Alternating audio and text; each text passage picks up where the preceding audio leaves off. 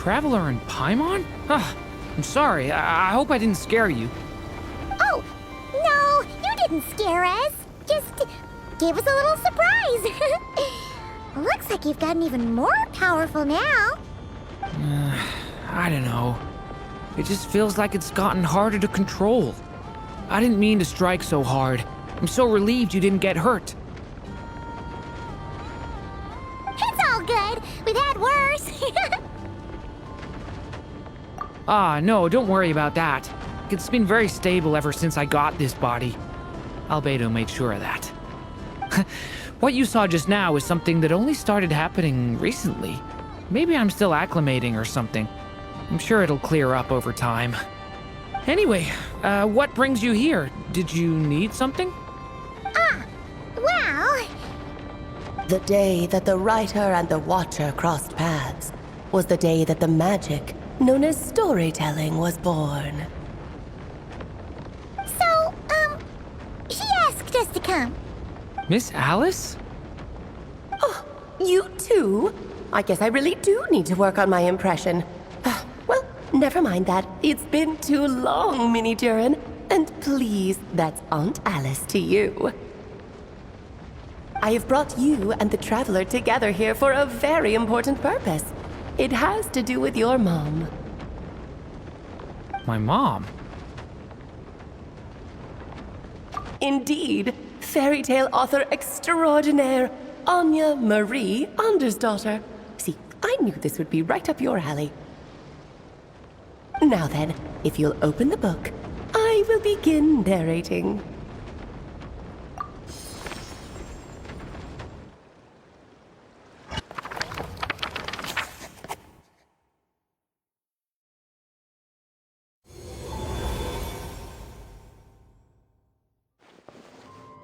Whoa! What is this place? It reminds Paimon of Simulanka. The two are indeed similar. Both worlds were built using the same magic, after all.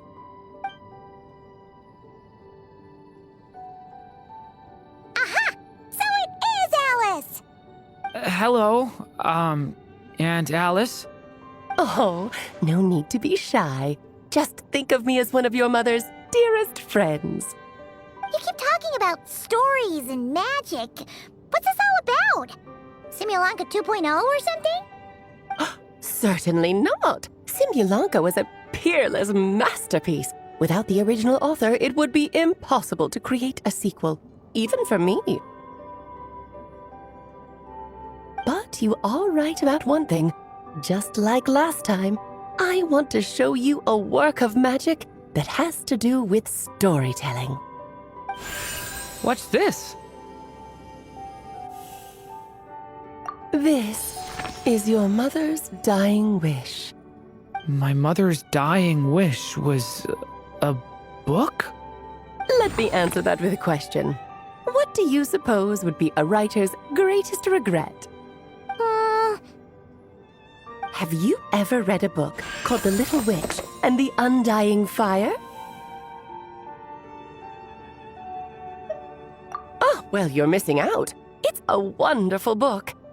It began as a little game at our tea parties. Each of us took turns writing the next part of the story. I wrote the first volume, then the other mages took their turns. Em was tasked with writing the final volume and tying everything up. But by the time everyone had finished writing their parts, Em had passed away. Oh, it was a terrible shame. A true tragedy. And that is the answer to my question. A writer's greatest regret is to leave a story unfinished. But all is not lost. I couldn't stand the doom and gloom of it all, so I went ahead and wrote an ending myself on her behalf. Then what's this book? This is the answer your mother gave to the same question. In her eyes, this was her greatest regret.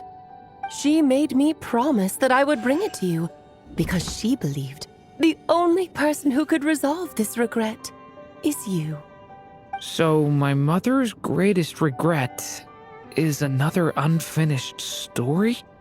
You could say that.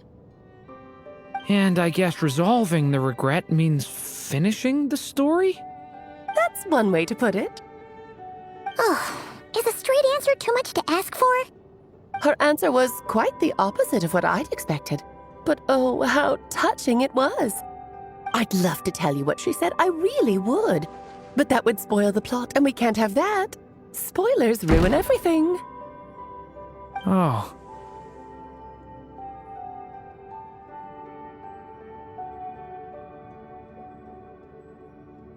Just think of this task as giving a story a much-needed ending. All I ask is that you do your best. I understand.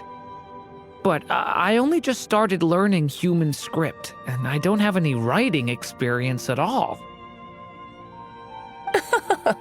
Relax. Why else do you think your dear aunt went and found you two such wonderful helpers? With their experience, you'll have so many story ideas you won't know what to do with them. So don't be shy to ask lots of questions. Yeah. If it's to help Durin fulfill his mother's dying wish, then we're in. Aunt Alice, could I ask, what kind of story was my mother hoping to write? I had a feeling this might come up, but that answer isn't mine to give. You'll have to find it yourself, here inside this book. Don't worry. We'll help you come up with loads of ideas. Yeah, let's find a nice spot where we can settle in and read through this thing. We could even get some snacks, too. Oh, the actual process might not be quite the walk in the park you're imagining, Paimon. Why's that? Because when Em created this book, she borrowed my magic. In other words, it's not a book you can just pick up and read. It's a magical book. Its chapters are scattered through memories of the past. Gather them all, and the book will show you its secrets. So, where are we supposed to find these memories? Em left a trail of clues for each unfinished chapter. Follow the hints, and you'll find them. Oh, and when it comes to adding to the story yourselves, you'll need to use this. And this is... This, my dear little Paimon, is the ink Em left behind. Infused with a little of my own magic, of course. If you're planning on writing something inside the book, you'll need it. It's extremely precious, so be sure to use it sparingly. This is all that's left. So we need to search for the memories and keep an eye on how much ink we're using. It just had to be a wild goose chase, didn't it? Perhaps it's just another form of storytelling. Em was ever so creative when it came to things like that. Just think of it as a little challenge your mom left behind. Who knows? There could even be a mysterious prize at the end of it all.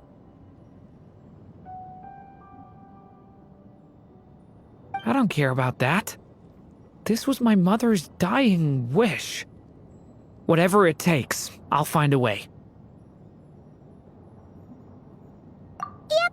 With the two of us by your side, you'll be just fine. Okie dokie. That should be pretty much all you need to know. Oh, and once the story's complete, do let me have a little look-see, okay? I've read everything she ever wrote, so naturally, I can't miss this one.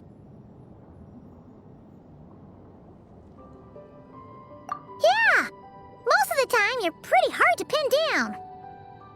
Don't worry, I'll know when you're finished. Just wait for me to reach out. All right, off you go. I can't wait to hear how the story ends.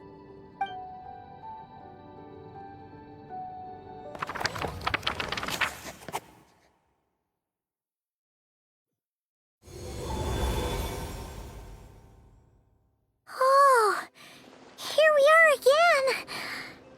Alice's magic really is incredible, huh? Right. Alice mentioned we should be on the lookout for clues. Huh? A corner of repose for countless tales, watched over by the honor of knights. A place for stories to sleep, perchance to dream of ancient cities and the epics of ages past. There, a witch once spent a sleepless night, and all to bring forth a story yet untold. Find the place I speak of, for it is where the seeds of this story lie. Was that a riddle? Where do you think this mysterious place could be? Hey, you might actually be onto something. Guess that means we need to head back to Mondstadt? I had a feeling that's where we would be headed. After all, it's where my mother was from, and I bet it's where she wrote this story, too. Yeah, that makes sense. Still, I feel bad about dragging the two of you along on such a long journey. Don't worry about it. We don't really have much going on right now, so we're all yours. Come on, let's go!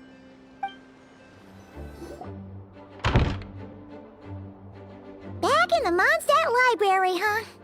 Talk about a trip down memory lane. So, we're supposed to find the seeds of the story, right? What do you think that means? Well, we're in a library, so it's gotta be books, right? But seriously, there's so many here. How are we supposed to know which ones we need? Making a racket in a library? You should know better than that. Lisa! Oh, sorry about that. Now, who do we have here? Ah, my golden-haired cutie. And my little horn cutie, too. Sorry, Miss Lisa. I know you taught me to be quiet in the library, but Paimon was just trying to help. Please don't be too hard on her. Well, it has been far too long since we saw each other, so I suppose I can let it slide just this once. Back when he first arrived here, poor Jean wasn't sure what to do with him, so I stepped in to lend a hand. I figured if I can handle a boy raised by wolves, then teaching one who's part dragon should be a walk in the park. Nice! Sounds like Durin was welcomed with open arms. Why, of course. Now, let's save the reminiscing for another time. I'm sure you're here for a reason. Did you need to borrow some books? It's kind of hard to explain. Maybe you could take a look at this. Oh?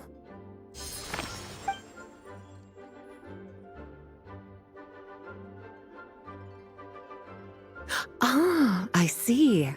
These so-called seeds of the story must be the books that inspired its creation. That's just how it is with stories. They grow out of the tales that came before them. And that mage, I can almost picture her here, hundreds of years ago, scribbling away at one of these very desks. But we don't know anything about this story. How are we supposed to figure out which books inspired it? As it happens, just before I found you here, I was looking into something rather peculiar. One of the knights reported seeing some books that weren't listed anywhere in our catalog. Stranger still, just as he went to reach out for them, the books vanished into thin air. And then a while later, while he was browsing through other shelves, there they were again. Seriously? That particular knight knows this library inside and out. I'd be very surprised if he was seeing things. Something tells me these might just be the magical books you're after. According to the report, there are 3 of these books in total. I'll be relying on you to track them down, cuties. Well, did you manage to find them?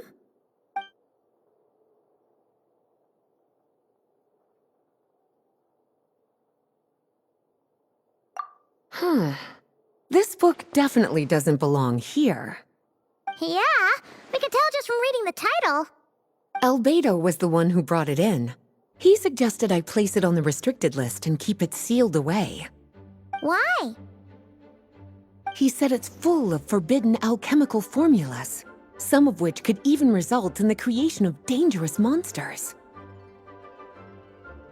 Apparently, the danger it posed was so great, he didn't even feel like it was safe to carry around or keep it in his workshop. Really? Definitely sounds like it shouldn't be here then. Still, if that mage read this book too, It must have been written a lot earlier than I'd imagined. Well, truly extraordinary, and certainly not the kind of thing that should be just lying around. In fact, Miss Alice gave strict instructions about it.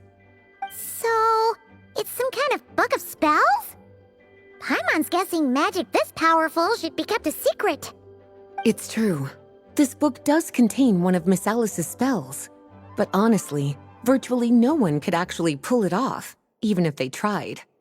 The only reason it's even meant to be in the restricted section is because we can't let Klee get her hands on it. After Klee was born, Miss Alice advised us to seal it away. She even added that little subtitle herself. So, it's to keep it away from Klee, huh? Does that mean she could use it to cause even more mayhem than she already does with Jumpy Dumpty? No, that's not it.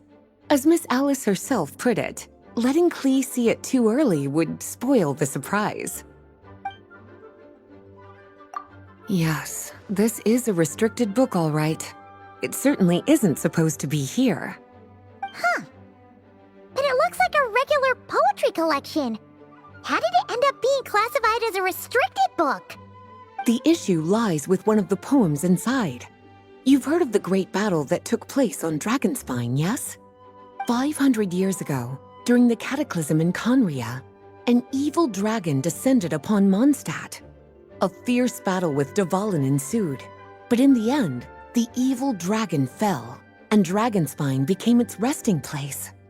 You're talking about Durin. The Durin of Dragonspine. Well, the poem in question turns the whole battle into a dance, with the evil dragon recast as an innocent child who came here in search of friends. But given all the suffering experienced at the claws of that dragon, how could the people of Mondstadt accept such a retelling? Bards are often accused of inventing history or distorting the truth in their ballads. But this one hit a bit too close to home. And since the knights back then were unable to track down the author, they decided to ban the entire collection, blot out the title, and seal it away for good.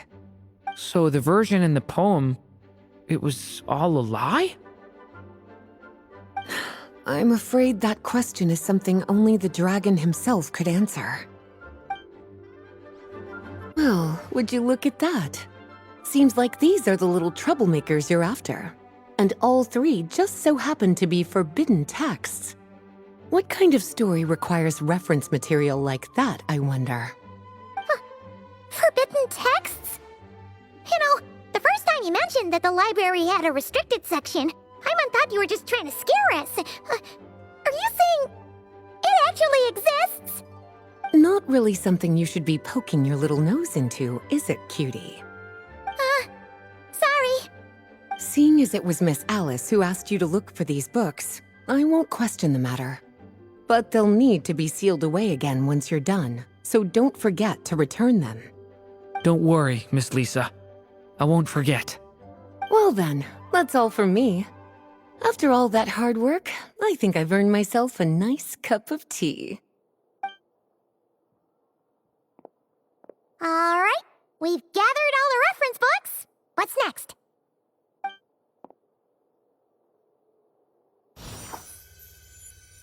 Wait, look!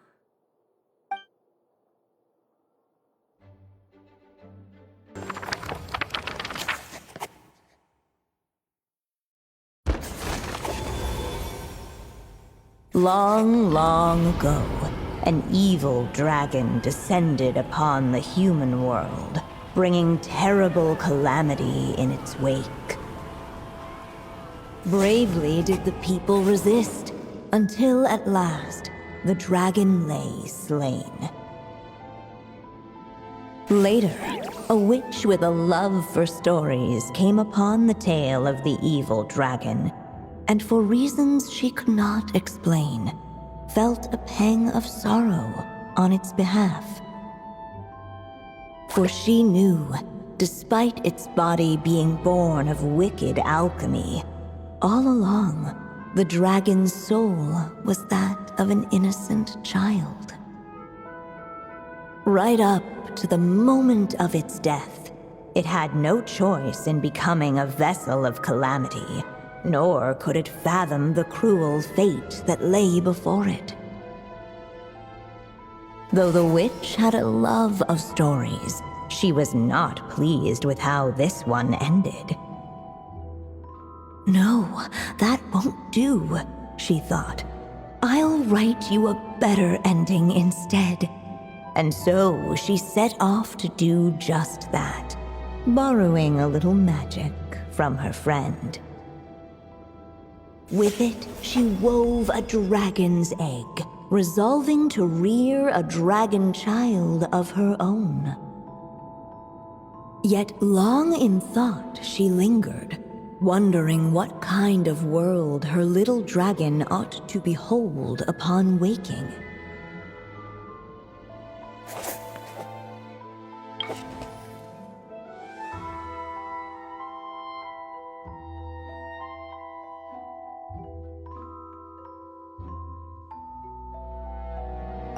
At last, she made her mind up, adorning the cradle with a wisp of woodland air.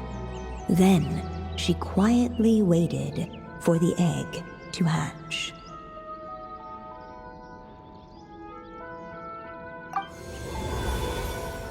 Whoa! We're actually inside the story! This must be Aunt Alice's magic.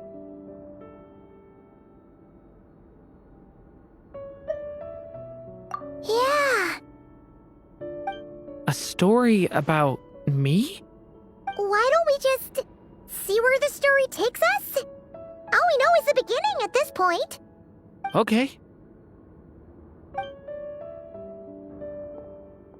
And now a golden-haired traveler, a silvery sprite, and a dragon-born youth step onto the stage. What new chapter will their arrival bring? Whoa! That came out of nowhere!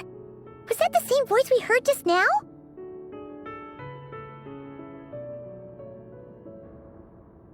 Yeah. But why does it sound so familiar? I've missed this. It's just like the stories my mother used to tell me. You mean... Em? She used to tell you stories? Yeah, she loved it. Back when she was still alive. Sorry, we should focus on what we're here to do. So, now that we're in the story, what's next? The dragon youth wondered aloud. Yet all he could do was wait for the story to unfold. Of course, there's something to be said for helping it along. Perhaps a little exploration could prove fruitful. Oh! Is that a hint? Yeah, I agree. This must be the dragon egg, right? Looks like it's gonna hatch any moment now. So we've got a dragon egg about to hatch, a witch who loves stories, and that evil dragon we heard about at the beginning. Yep, it all adds up. This is my story, isn't it? Okay, so how are we supposed to help the story along? It feels like all we can do right now is wait. Apparently, it hadn't dawned on the group to look for a way to help the egg hatch faster. Oh, right! We're at the point in the story where we're waiting for the baby dragon to hatch, so that has to happen before the story can continue. With the flames at his command, perhaps the dragon youth might be able to provide the egg with sufficient warmth. What? You want us to roast the dragon egg? The silvery sprite's surprise betrayed her lack of reading, for in countless tales it is told that only by fire's embrace will a dragon's egg hatch swiftly.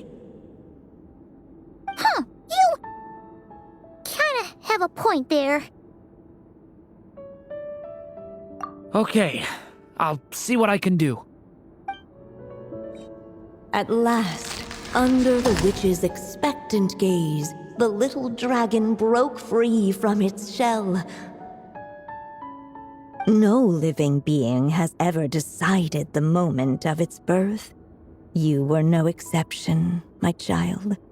I brought you into being because I willed it so, just like the witch who created that evil dragon. But I promise you this. Your birth was wanted. You are loved, and you will have a different fate than the dragon that came before you. You've never told me those things before, but for some reason, I always knew. Thank you for bringing me into this world.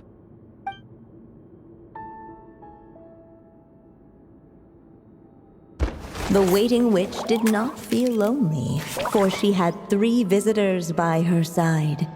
Together, they beheld the hatchling's first breath of life. Holding her dragon child close, the witch promised him a life unlike that of the evil dragon. And so, nestled in his mother's warm embrace, did the little dragon's story begin.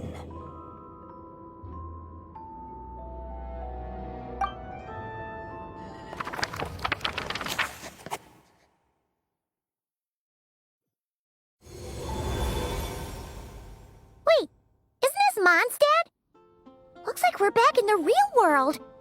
Looks like there's more written on the page now and less ink left than before. So, does that mean we've completed this chapter? Yeah, but why does M seem to think that the story isn't finished yet? Durin broke free from the curse, came into this world with a new body, and even made a bunch of new friends. That already sounds like a happy ending to Paimon. True. Everything's always so mysterious with these mages. Guess all we can do is wait for more clues. Huh.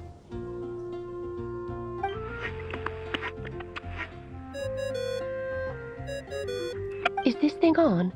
All right, that should do it. Hey, that's Alice's voice! Hello there, children. If you're hearing this, you've stumbled upon the little recording I left for you. I thought you could use a few hints about how the book works. By now, I'm guessing you've already begun to leave your mark on the story. You should know, however, that the book needs time to absorb the ink, so the next chapter's clues won't show up right away.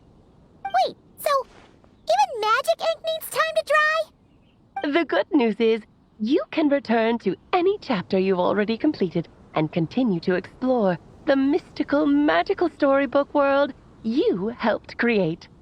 Have fun, dearies. Toodles! Oh, man. Paimon was so ready to knock this out in one go. Maybe it's for the best.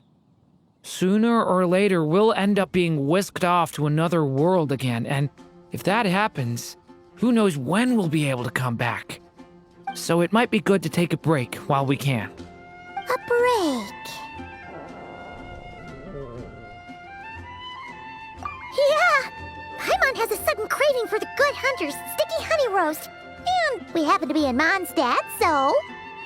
So let's meet up here later. I need to find Miss Lisa to return those books anyway. Hey, Durin! Any more clues for us? We're all set for the next chapter. Yeah, I was just about to come find you. Let's see what it says. Now sprout to life the story's seeds, stirred by wind-born melodies. Then on that breeze the music leaves, fading into distant memories. Seek the place where wind and tale entwine, and once there, make 3 riddles into verse, and 3 melodies into song. For in poetry and song will this story start to blossom. Come on! Another riddle? All that talk about wind and melodies? What do you think the answer could be?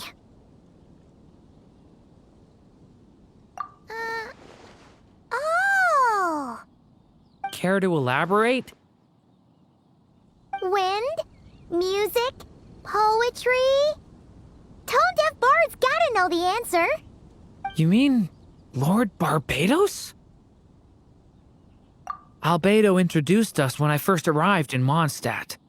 I mean, someone like me was bound to catch his eye sooner or later. It's better that it's out in the open anyway. Now, how should we track him down?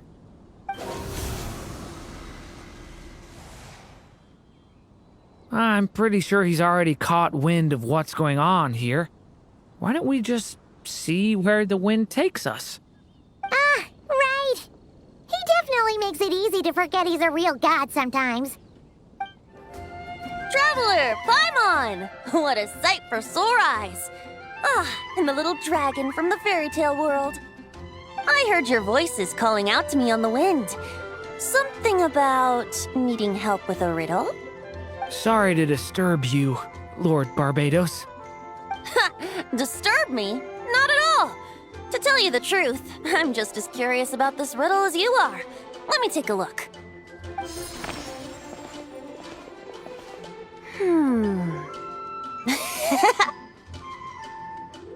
What is it? Did you figure out the answer? 3 riddles and 3 melodies. That sure takes me back.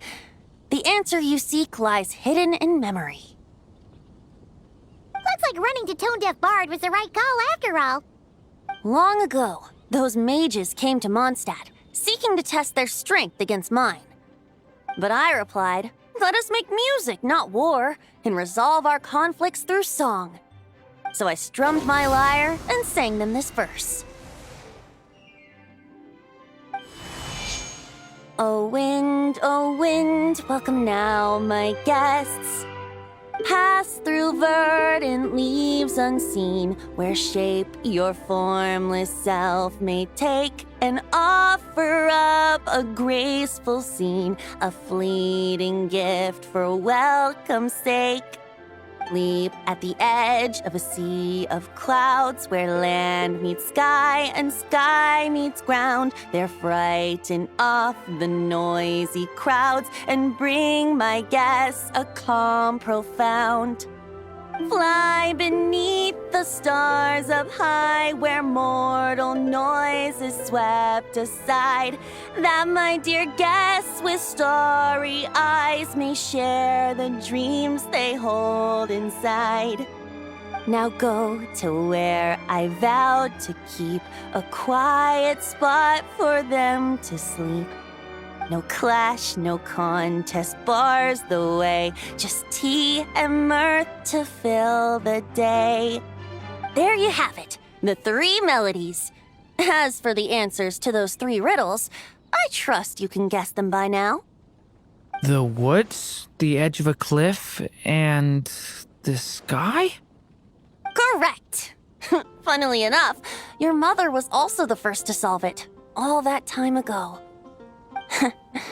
There must be some kind of special rapport between those who write stories and those who sing them. The woods, a cliff, and the sky. Oh! So that's where it is! I suppose the spot that answer points to is where you're headed next. You should know, after solving my riddle, the mages even accepted my proposal and made that location their official meeting spot. And going by what your book is suggesting, once you found it, you might want to try playing the melody I just shared with you. Guess you can be pretty reliable when it counts, huh, Great Animal Archon? Thanks for the help, Lord Barbados. Still got questions for me, huh? Yeah, you must have read countless tales in your time, being a wandering bard and all. In your experience, why might an author consider a story unfinished? Unfinished? Well, I guess if there's something left to accomplish in the story, or, if the last line goes, to be continued. Huh? Wow, your helpfulness lasted for like 1 second. In all seriousness, I would think the answer to that question lies in your mother's story itself. It's not my place to pry any further. All right then, we should get going. Okay, we're here! Now, we just need to play the 3 melodies, and we should be able to gather the memories for the next chapter, right? A musical performance? Huh. Out of all the things Miss Lisa has taught me, that's the one I'm worst at.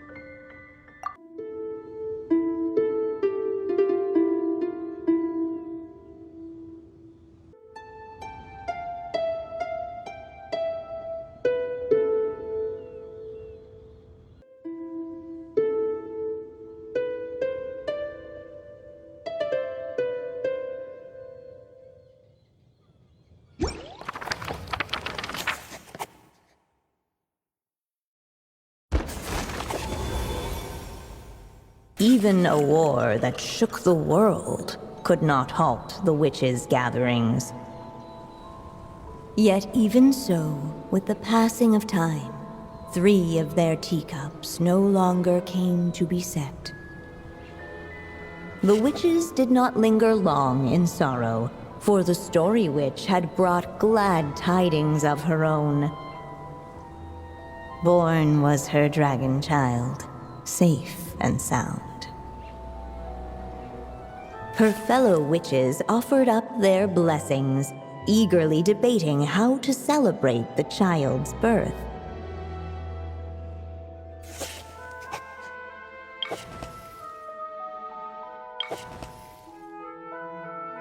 In the end, they settled on the most vibrant balloons they could find.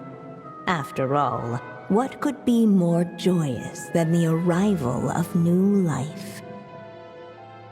And so, the witches' gathering turned into a birthday celebration.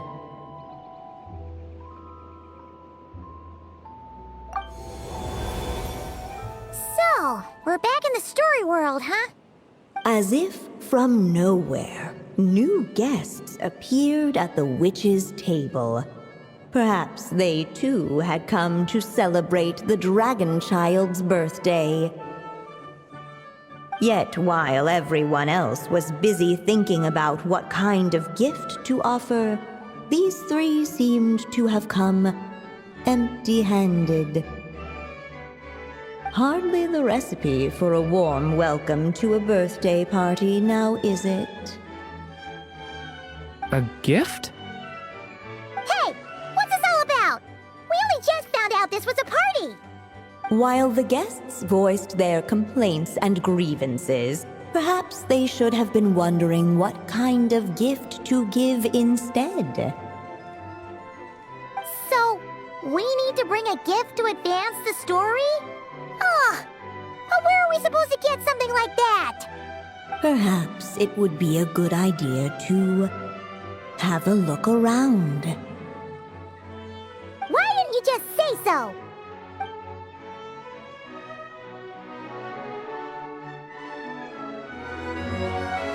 Hey!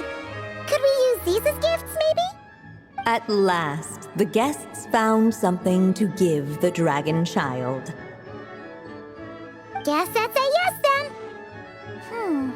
Which one should we go for?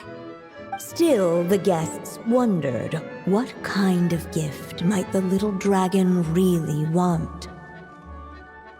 Should they put a warrior's sword in his hand and send him out on an unstoppable quest to save the world? Or perhaps a wandering hero's slingshot and the promise of a life of endless, uncharted adventure? Or maybe even a scholar's tome and the chance to take on all the world's unsolved mysteries. Okay. Wow. That's a lot of pressure all of a sudden. Oh yeah! Technically, we're actually picking a gift for you. So, which one would you prefer? You want me to choose? Wow, this feels kinda special. How come? For as long as I can remember, I've spent most of my time living in the stories my mother created. I always thought my mother had everything written out for me already. just like the toy figures in Constellation Metropole. What I wanted to do with my own future. Huh. That's something I've never really thought about. What did I want back then? This is the first time I've ever asked myself that question. Sounds like this is the perfect opportunity to answer it then. It's been a while since you left Simulanka, and after everything that's happened, it might be about time to start thinking about your future. Then let me give it some thought. In the end, the guests settled on the Scholar's Tome. So you're the scholarly type, huh? I just feel like I should learn more about the way the world works. What makes you say that? I'll give you an example. Did you know that in Mondstadt, using fire to catch fish is a punishable offense? I thought she was just teaching me regular hunting techniques. It was only after Master Jean caught me and sent me to solitary confinement that I realized I'd misread the situation. So much of what's considered common knowledge in your world just wasn't in Simulanka. So I have to learn, or I'll keep causing trouble for everyone else. Paimon's not sure that counts as common knowledge. Alright, they should let us in now that we've got a gift, right? Hello there. Brought a gift this time?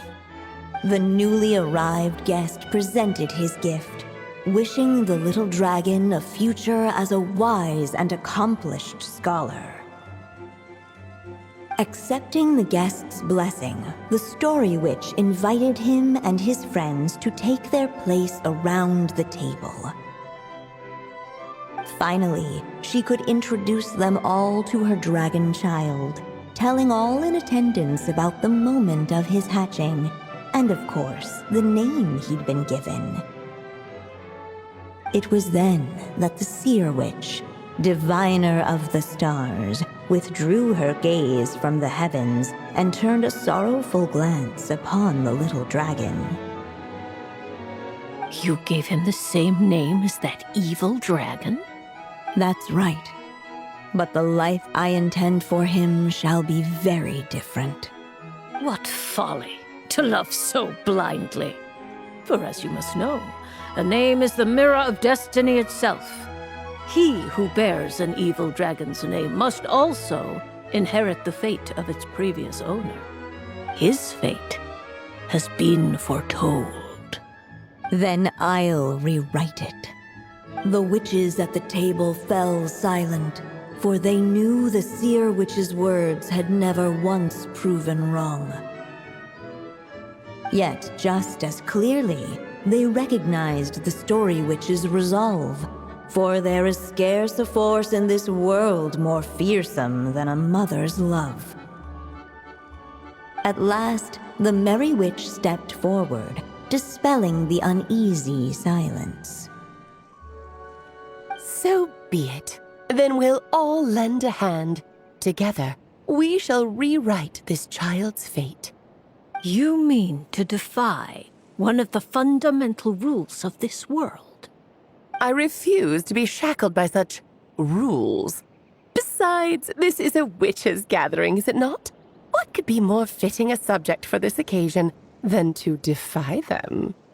Oh? Sounds like an interesting experiment.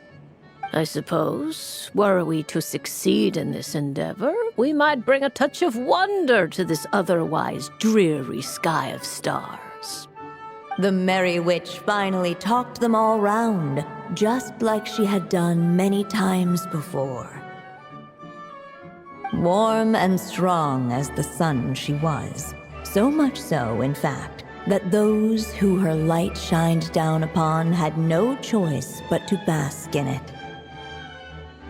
And so the witches readied their gifts, 3 marvels of the cosmos. For this child, I shall decipher the ravings of the heavens and lay bare before him the trickery of fate. For this child, I shall leave a formula powerful enough to unravel the very origins of this world, that he may seek another solution for the conundrum of his life. For this child, I shall call upon wondrous magic to make possible his impossible wish. All the Story Witch had was the pen in her hand, yet with the love that flowed from it, she resolved to bring forth a marvel of her own. For this child, I shall leave behind the last story I will ever write, and with it, a path to an ending yet untold. With the witch's blessings given and received, the little dragon's fate at last began to turn. In the midst of the dragon child's birthday celebration, the seer witch proclaimed her prophecy. The child had been given the evil dragon's name, and with it, the burden of its fate. But hearing this, the Story Witch vowed to rewrite it all, for such was her love and resolve. And so the other witches offered their gifts in turn, marvels as rare as any in the cosmos. Together, they sought to test one of the fundamental laws of this world, in part to support a mother's love, and in part to sate their own curiosity. Oh, and I almost forgot. Our new guests came bearing blessings of their own. Who knows? Perhaps this extra dash of wisdom might be all the little dragon needs to change his fate.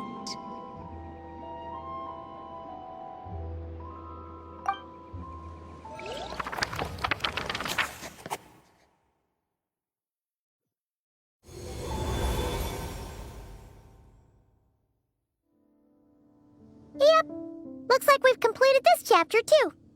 Those witches in the story were the mages of the Hexen Circle, right? They sure seem to care a lot about you, Durin. But, Paimon kinda had trouble following their conversation. Just a bunch of mystery, as usual. The evil dragon's fate.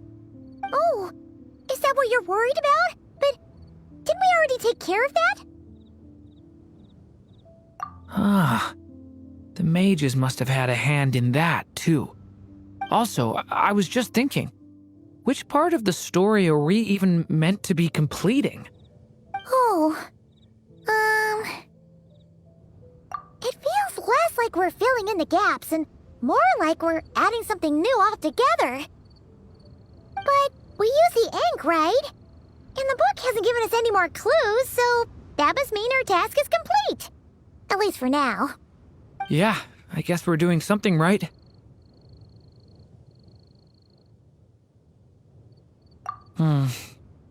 Maybe I'm overthinking things. It's just, this is my mother's final wish, so I don't want to mess it up.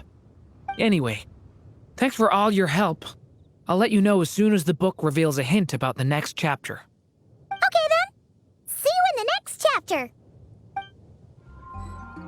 Some say the god of fate calls the outcome of every dice roll before it's even made. And that's why the secret to winning a lot of games is having that god on your side. Your luck is amazing, Kaya. Your turn. Give it another shot. Fear not, O Crimson Dragonborn, for I, the Princess of Ertalang, have bestowed upon you the benediction of the midnight hour, and with it you shall surely smite this usurper. Mein Fräulein means to say she's rooting for you in secret. Oh, and that you must, at all cost, defeat the one who snatched her limited edition card back.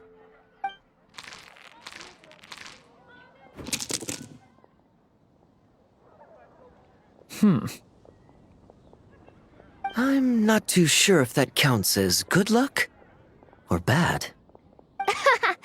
Tis not but the perfidious machinations of fate.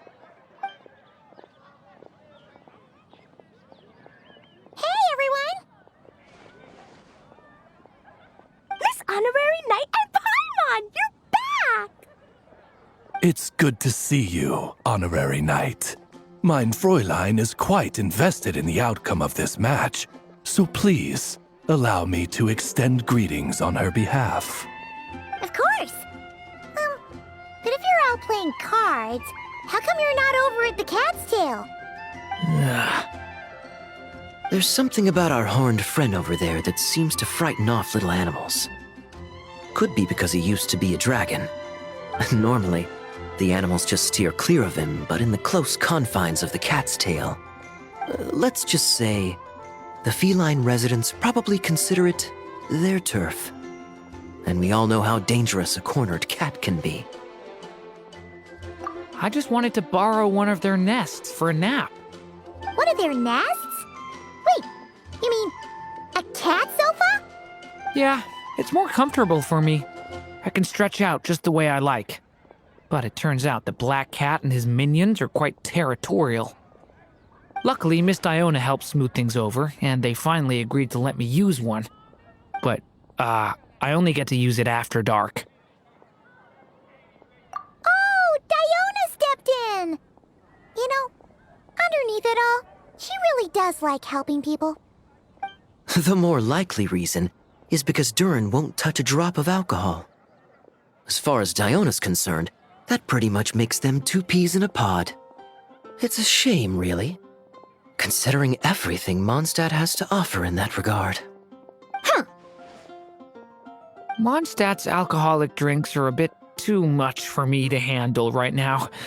But maybe someday. There's no need to force it. Who says you have to drink just because you're in Mondstadt? Yeah, it's just... I'd really like to make some more friends, so I need to learn how humans socialize. I guess alcohol is usually involved, though. But that's why I started learning how to play Genius Invocation TCG. It's also a kind of social activity, but it doesn't involve drinking. And I've been lucky enough to receive the guidance of the Prinzessin de Verurteilung herself. Exactly! Who needs alcohol when you can make friends playing card games? Speaking of which, need any tips from the master over here? You'll wipe the floor with that opponent of yours. Paimon guarantees it. Unfortunately, with the luck he's having, not even that legendary card master from Sumeru could turn things around at this point. Yeah, that last roll wasn't great. But who knows? Maybe you'll have better luck next time? He keeps getting the exact same roll over and over. This is the third time already. If there really is a god of fate, they could have cut this kid a bit of slack. Like, I don't know, make it possible for him to roll at least one other side of the dice? I think I've lost. Must even a dragonborn, sanctified by the power of benediction, succumb to fate's insidious snares? Don't be sad, Durin. You'll definitely win the next round. You can even borrow Dodoko if you want. Mom says she brings good luck. Thanks, Klee, but there's something more important I need to take care of now. Oh, okay. So, the book's given us another hint, right? Yep, and I think I've guessed where we're headed this time. Come on, follow me. In what sort of castle might a storybook dragon dwell? The witch turned to a mighty dragon born upon the wind to seek her answer. From afar, she beheld a solitary castle, standing lonely beneath its wings, and wrote it into words. Its walls kept out the wind and rain, yet also cast a solemn shadow. Enveloped by their shade, the story's boughs were lulled into a torpid slumber and reached no further skyward. So that's the clue. I think we're meant to find a place where dragons live, and this time, in the real world. I asked around, and it just so happens that there's a place like that in Mondstadt. Yep, that checks out.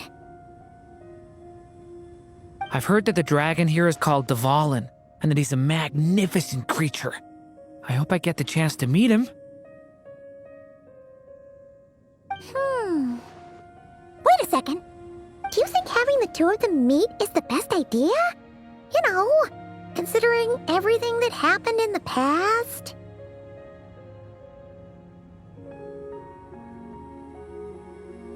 How would we even explain everything to him?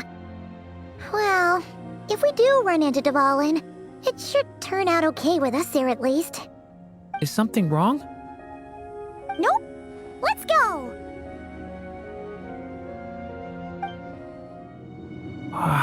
So, this is where Dvalin lives? Yeah, right into the middle of a raging storm. If you're afraid of getting blown away, Paimon, you can always hang onto my sleeve. This isn't Paimon's first rodeo. Come on, let's get going!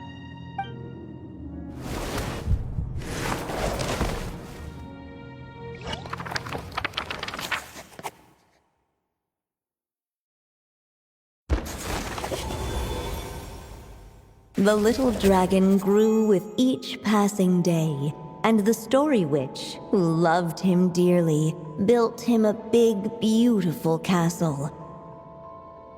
Yet in the end, she herself succumbed to time's merciless march, setting forth on a journey to a place beyond even the stars. All of a sudden, the little dragon found himself alone. He tried leaving the castle to make some new friends. But already he had grown the claws and scales of an evil dragon, just as the prophecy had foretold. Afraid he might hurt someone, the gentle little dragon hid within the castle his mother had built, and came forth no more.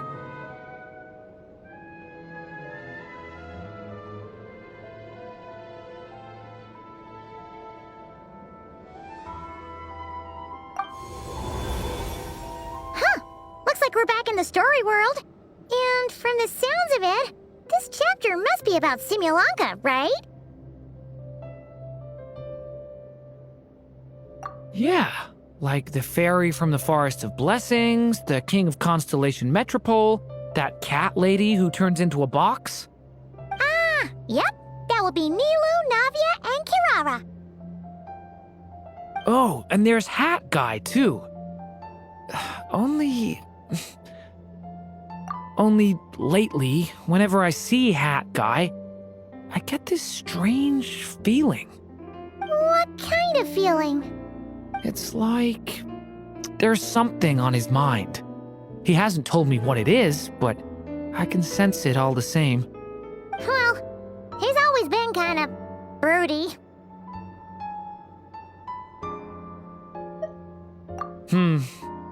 I guess I should focus on fulfilling my mother's final wish for now, though. Yeah, we should get started on this chapter. So, let's track you down and free you from fate's curse once again. That day, a small band of adventurers suddenly arrived beneath the castle walls. They promised to help the little dragon cast off the curse of fate.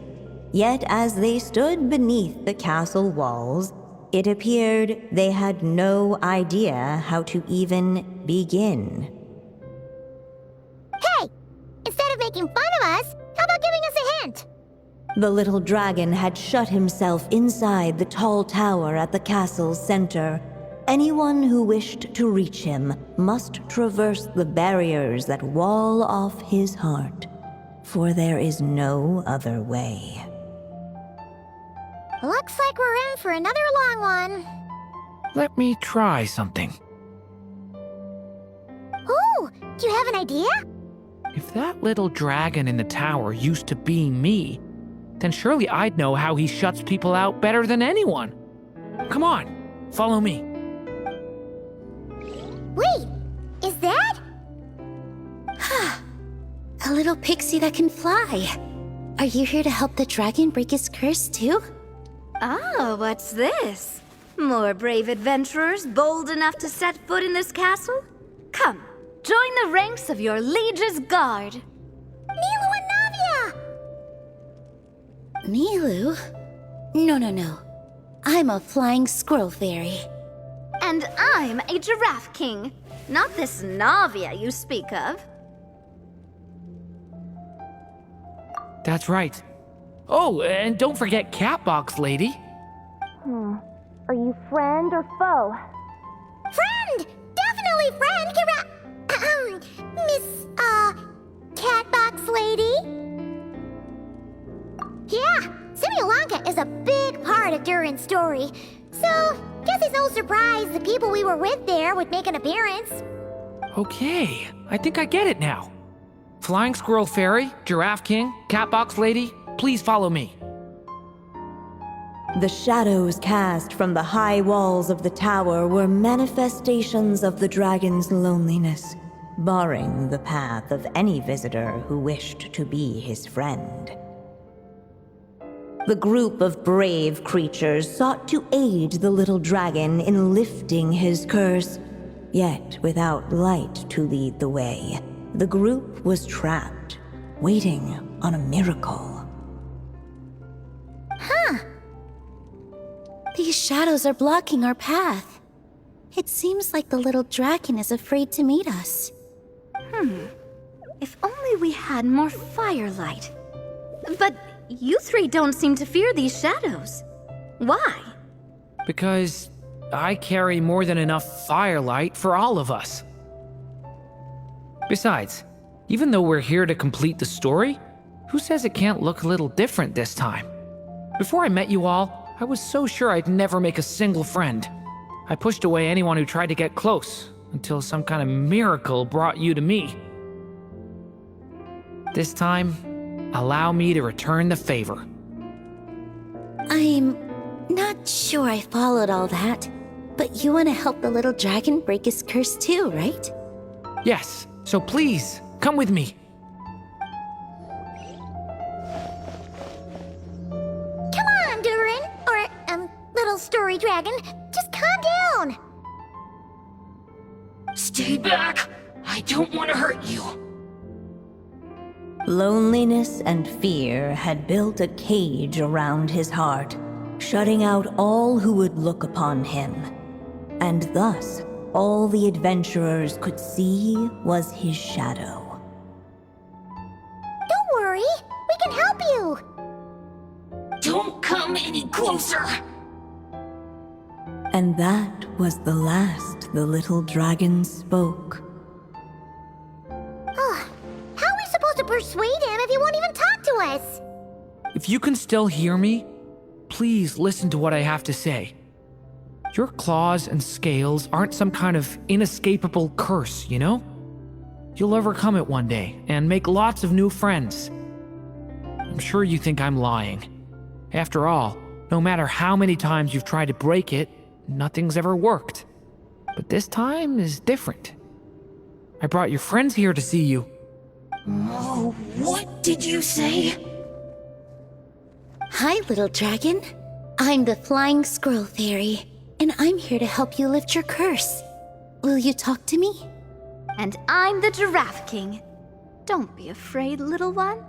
We're not afraid of you. I'm just a cat in a box, but I'd very much like to be your friend too. These are my friends? Yeah, they're your friends in the future you've been trying to avoid. I can promise you that. They're reaching out, so you just have to ask yourself one question. Do you accept? After a long silence, heavy footsteps echoed from the tower's shadows, but still, the one who made them refused to step forward. Though the cage to his heart had been unlocked, the little dragon remained ashamed of his claws and scales.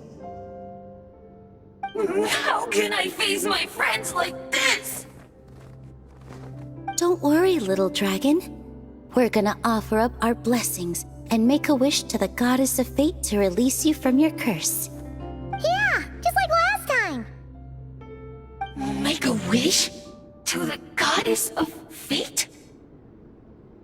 At that moment, the merry witch made her entrance. Hello, little one. Don't be afraid. With the blessings of your friends, your wish shall be granted. Alice? Wait, you're the Merry Witch from the story? Correct. It is I, the Merry Witch, creator goddess of this realm. And it just so happens the goddess of fate is none other than my dear friend, the Story Witch. I'm here to make good on my promise to lend her my second strongest spell. With this spell, she'll have the power to create an entire world. So naturally, granting your wish won't be a problem. Provided, of course, you receive your friend's blessings. But before we proceed, I must check something on her behalf. Little dragon, do you accept this blessing? I want to be your friend. So if you're offering, then yes, I would love to have your blessings. Were it not for the adventurer's blessings, this tale might have ended long ago. Thanks to them, another ending was now possible. Yet in that moment, they did not know if this blessing was truly a gift or just another trial in disguise. What? You didn't say a word when we actually needed a clue, but now at a critical moment like this, you turn up and start playing mind games? Another trial. Ha, that actually sounds about right. Be it the fictional problems of Simulanka or unavoidable conflicts in the real world, if you think about it, that's what they've been all along. But if it wasn't for those trials, I never would have met any of you. So, despite all that, I'd still like to give my blessings. That's the spirit! Come on, Durin! Let's help you make your wish come true again! On behalf of both my past and present selves, thank you, my friends. Fortunately, a brave band of adventurers heard tell of the little dragon's story. Determined to lift his curse, they fought their way through countless trials. To help him, they offered up their blessings and made a wish to the goddess of fate. At last, their wish was granted. Shaking off his scales, the little dragon stepped out of the tower's gloom. But his time in the world beyond the castle would soon teach him this gift would bring blessings and trials of its own.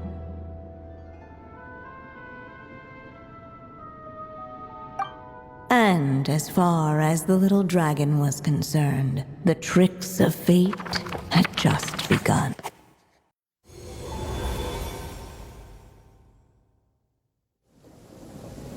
So, Durin's wish came true, just like it did before. If this story was written by my mother, then surely that was the last chapter we just completed. Oh yeah! So, in other words, we finished it! Looks like that's a wrap on Alice's task, and there's even some ink to spare. Guess we'll have to wait for her to make contact, like she said. So, my mother's final story has finally come to a close. Sounds like you're a little sad to see it end. Back when I was still living in Simulanka, I was always under the illusion that my mother had never truly left. Every day I spent immersed in that world. It felt like she was right there by my side, still reading me bedtime stories. But now... Durin. That's right! And you've got so many other friends waiting for you back in Mondstadt! Yeah. Speaking of which, after all that flying around, Paimon's starting to feel hungry again. So, why don't we head back to Mondstadt? Perfect excuse for a big meal with the rest of the gang. Now that you've fulfilled your mom's final wish, a little celebration seems in order, right? It's just a pity we never got to see that big, beautiful dragon. You were really looking forward to meeting him, huh? He might not be here all the time, but Paimon's sure you'll get a chance at some point. Alright, no worries. Anyway, since this feast is to celebrate me fulfilling my mother's final wish, I guess it should be my little treat. Pretty sure that's how humans do it, right? Nuh-uh. This one's on the Traveler and Paimon. Celebrating each other's achievements is what friends are for. Honestly, when it comes to who treats who, human rules are so complicated. See? He wants to be friends with you too. But the moment hasn't come. At least not yet. In any case, the story should have a better ending this time, don't you think?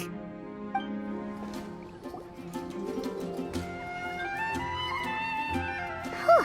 Feels like we were gone for ages. Hopefully, everyone's still here. So, your adventure was a success, huh? Want to grab a drink to celebrate?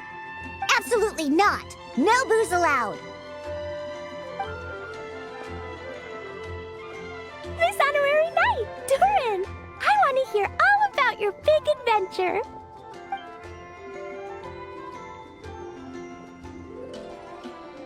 We're gonna order a big meal for everybody first. We'll talk while we eat. Yippee! Excuse me. Did I hear you call him Durin just now? But wasn't Durin the evil dragon that fell on Dragonspine? Come on, miss! This Durin isn't that evil dragon from Dragonspine. Albedo said... well, it was kinda confusing. But anyway, it's super cool. Oh, is this your first time meeting him, Marjorie? No wonder you're getting him confused. Still, even if you hadn't met him yet, shouldn't you have heard about him at the very least? At this point, pretty much the whole city has.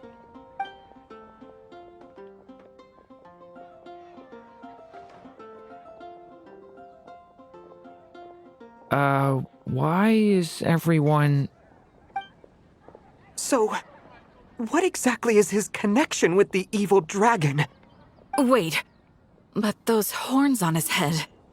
Surely he's not a... Did everyone just forget about Durin? No, that can't be.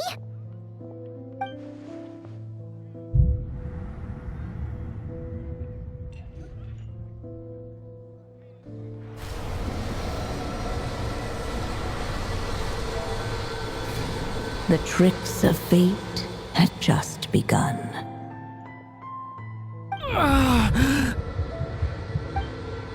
Watch out!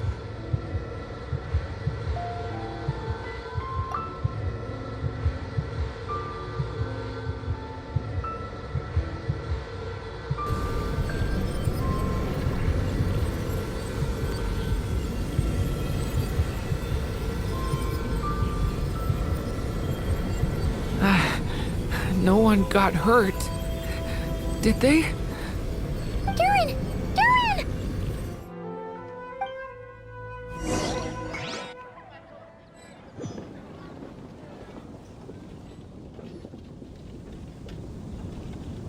I just had Barbara check him over. He's not badly hurt, but he seems to have burned through a lot of energy fending off some kind of dangerous power. He'll need some time to rest before he wakes up. So, can someone explain what's going on here? It seems like, aside from Durin's close acquaintances, the people of Mondstadt have forgotten everything about him. How could that even happen? Worse still, the abyssal power within him is showing signs of extreme instability. Could be a separate issue, though. I'm not sure. If the abyssal power inside him spirals out of control, Mondstadt will be in grave danger. I completely agree. All right then.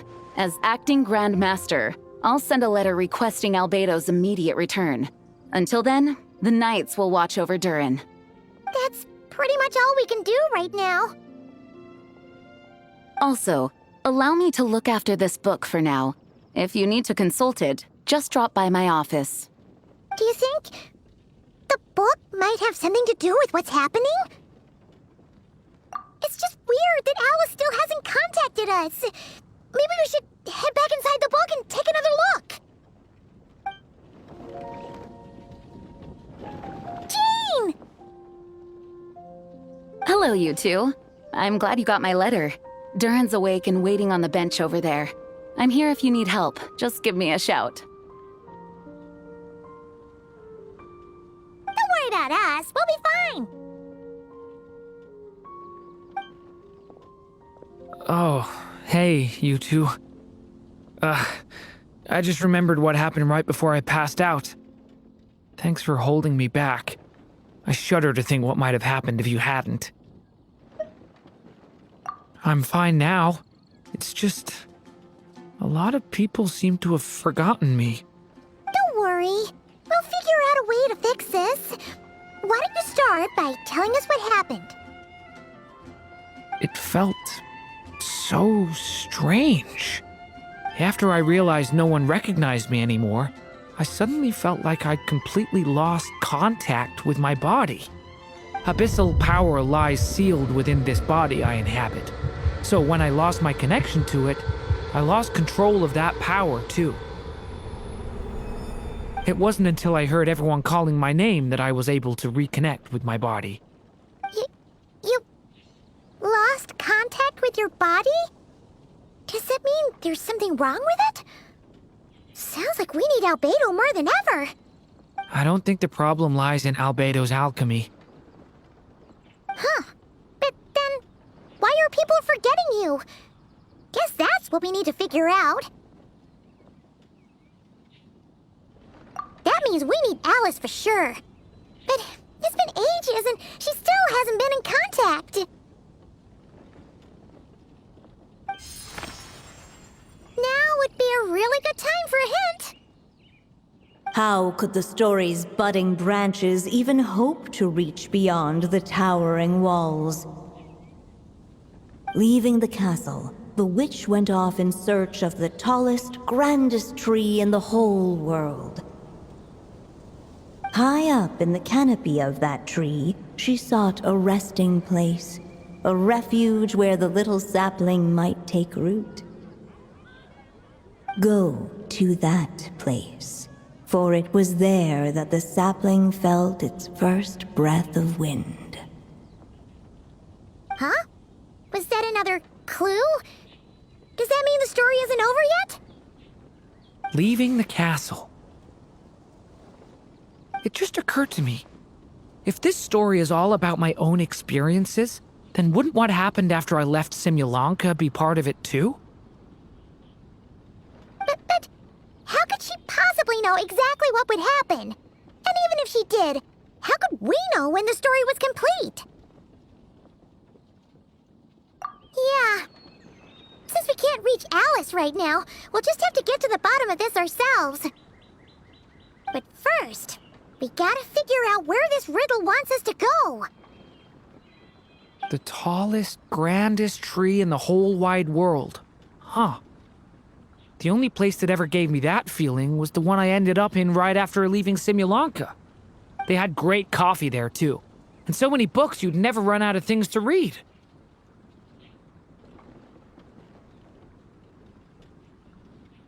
Think about it. Our search in Mondstadt began in a library, right?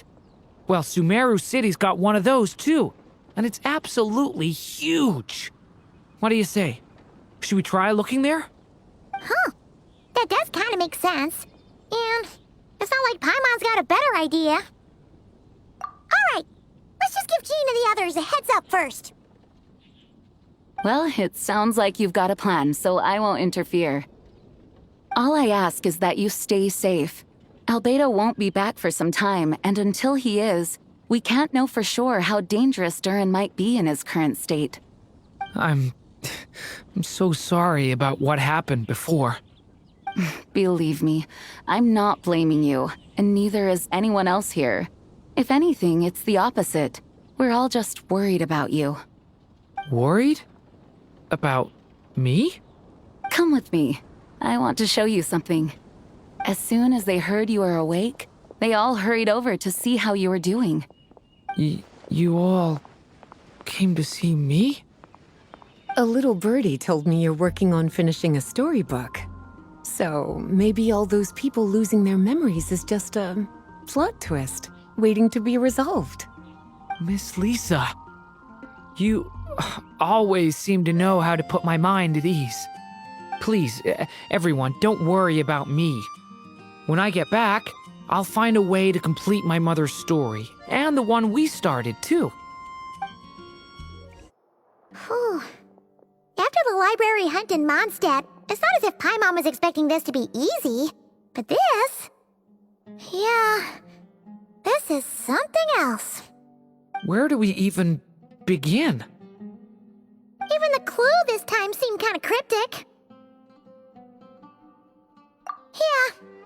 Guess the best we can do is stay on the lookout for more weird things going on. Huh?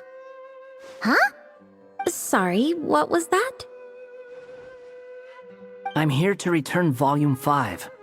According to the catalog, Volume 5 of this series is not available for loan. I can't accept the return of a book that was never checked out in the first place. Let me put it this way. My copy is complete. Yours, on the other hand, is missing large amounts of content.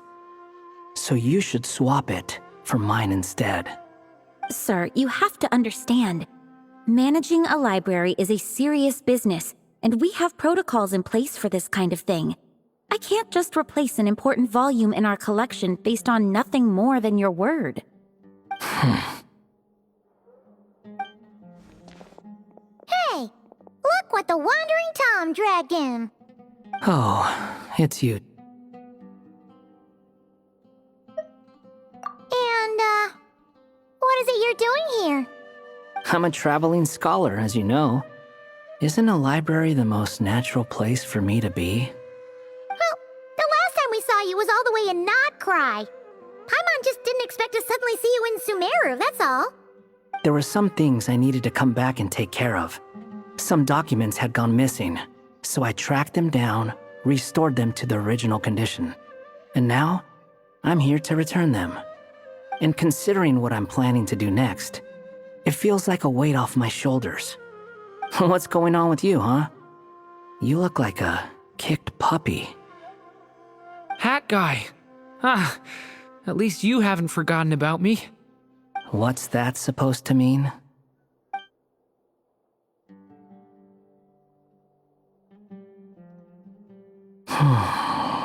So it's been getting worse. Sounds like you know something we don't. After he left Simulanka, he spent some time traveling Sumeru with me.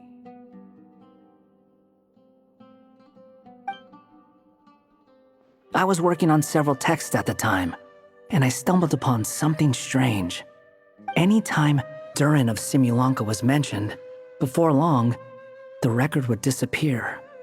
Which means, all the remaining records on Durin are about the evil dragon that fell on Dragonspine. How did you even discover that? If I remember correctly, Hat Guy loved the time he spent in Simulanka so much that he started writing a travel log. That's besides the point.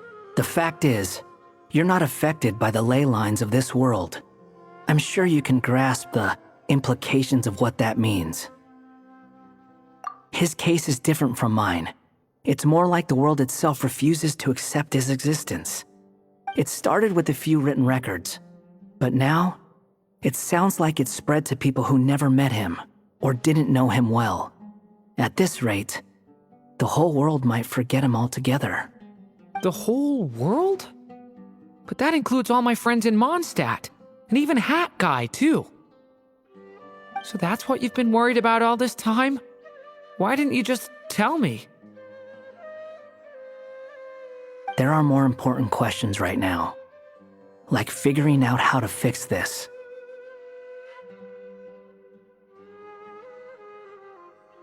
That mage clearly cared a lot about her child.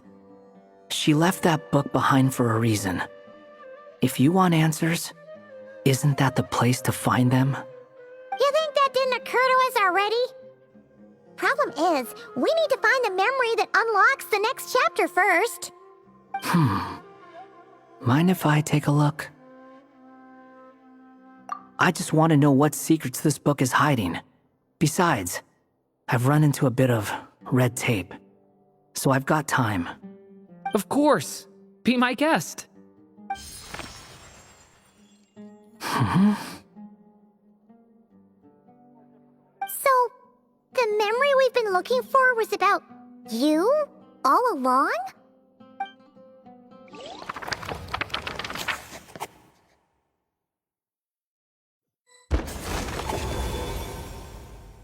The little dragon became companions with a stray cat with dark blue fur.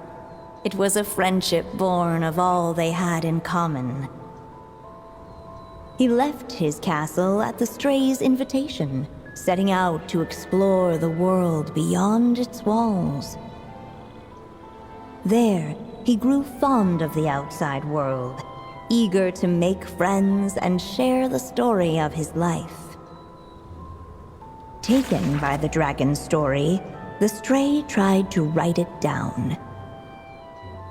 But he soon realized that no matter how he tried, it would always warp into the evil dragon's tale.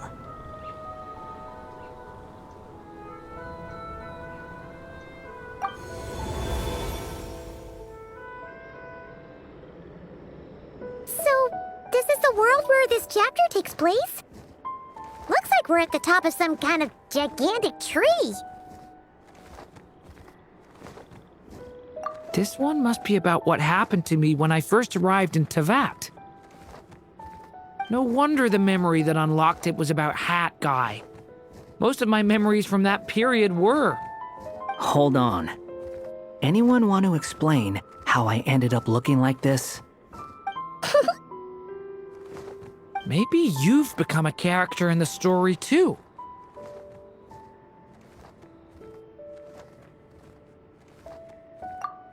You see me as a stray cat? A wandering Tom, to be exact. You should count yourself lucky. Of all Durin's friends, your character is by far the most memorable. Maybe it's because I've known Hat Guy for longer, so my impression of him is more vivid than the others. Vivid? Then how come you haven't changed one bit? Guess that means the impression the Traveler left was so vivid, it didn't need changing.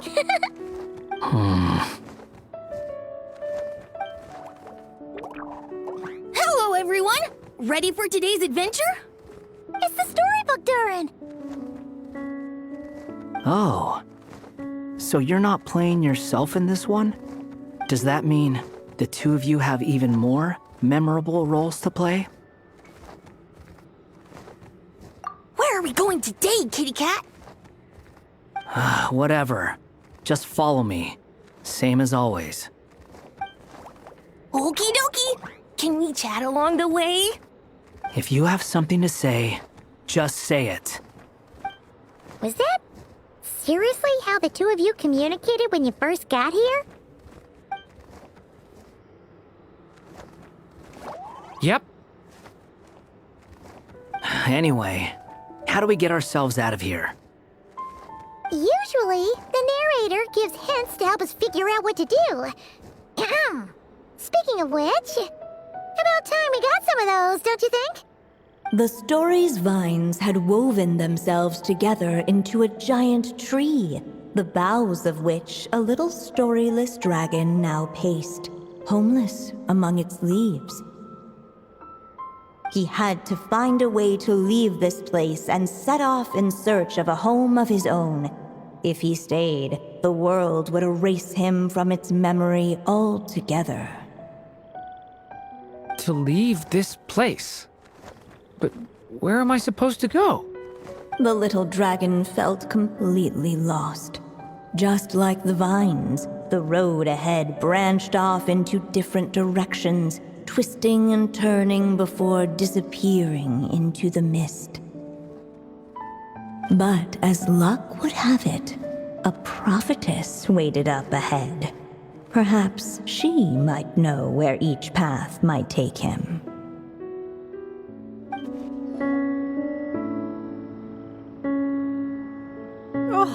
You must be the little lost dragon. It's true. My friends and I are lost. This meeting was no accident. The prophetess was in fact the seer witch, here to present her promised gift. The seer witch? Oh yeah! That's Mona's teacher, right? The old hag? Insolent child. I am the seer witch, your prophetess, not some old hag. Sorry! Now, little lost dragon, I have come to bestow the gift I once promised. A prophecy. A prophecy? Hear me now, for my prophecy is this. One day, the dragon from beyond the castle shall be reborn, and none may avert its coming. The wind took the prophecy and swept it off into the distance. And so, the little dragon was shown a path to wander. As far as I remember, once that alchemist from Mondstadt learned about the prophecy, he chose to stand with you against the evil dragon. So, what does any of this have to do with you being forgotten? Oh, wise witch of prophecy! Could we trouble you with another question? As enigmatic as she was elegant, the seer witch spoke no more, for her thoughts had long since returned to the starry firmament above. Ugh! Just when we actually needed her. The seer witch was my mother's friend, so the prophecy she just gave should turn out to be helpful. Well, it's not like we've got better options. But if all we need to do is leave this place, which path should we take? Why don't we take a look around?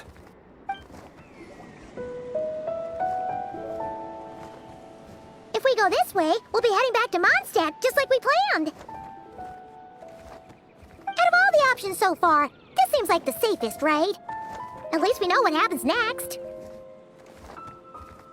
He helps stop the evil dragon from returning, gets a new body, makes a whole bunch of friends, who all just forget about him. But you didn't forget, Hat Guy. I'm just saying, choosing this path wouldn't solve the main problem. You'd still end up being forgotten. Huh.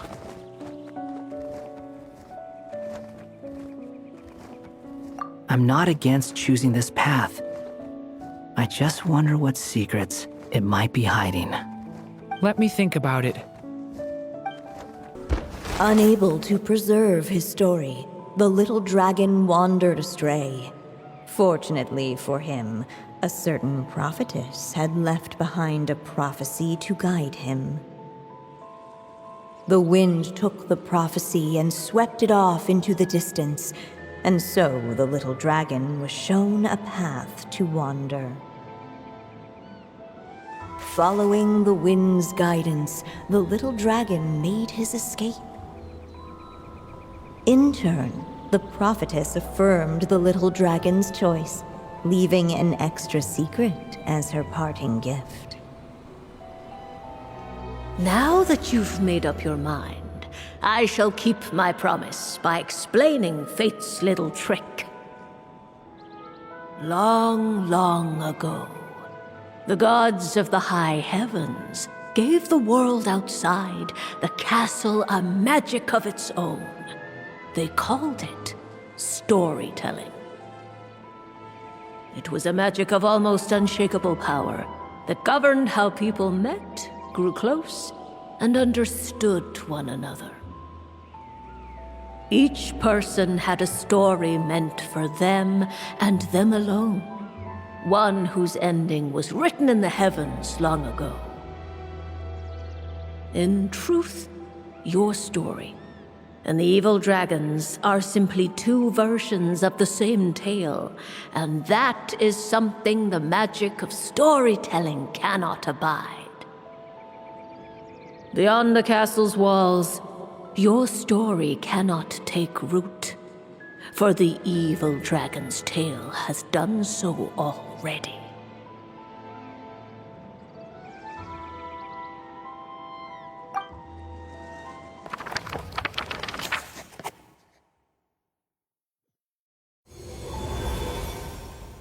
So, that was the secret? Huh.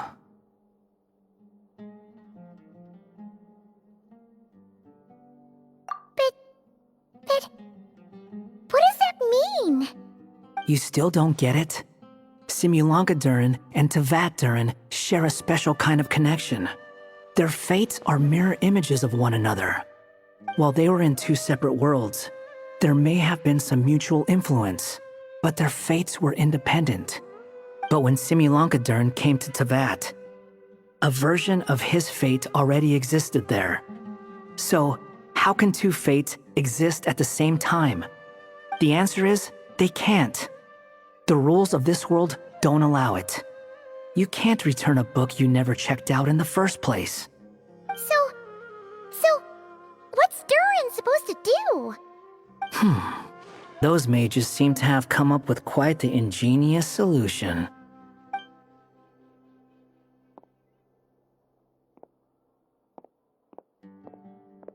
I'm here to make a return.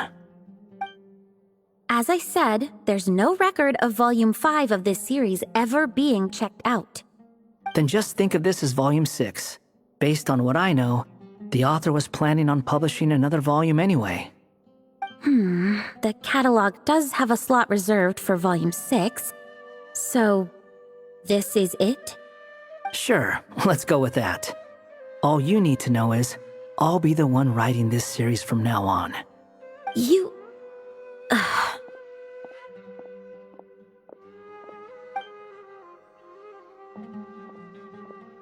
What are you up to this time? Remember the red tape I mentioned before? Well, I just took care of it. Now, I guess you'll be off to see your alchemist friend? It should be pretty obvious by now. He has the answers you're looking for. Well, we do have a whole bunch of things to confirm with Albedo, that's for sure. But didn't Jean say he'd be gone for quite a while? I'll join you. Just let me know when it's time to go. Hat guy? Don't sound so surprised. I'm part of this story too, aren't I? I'm just playing my role. Well, yeah. But it's not that. I just feel like you want to help, but something's holding you back. When I first realized you were being forgotten by the world, I thought it might be because you spent too much time with me. I even thought cutting our ties might be the only way to fix it. Why would you think that?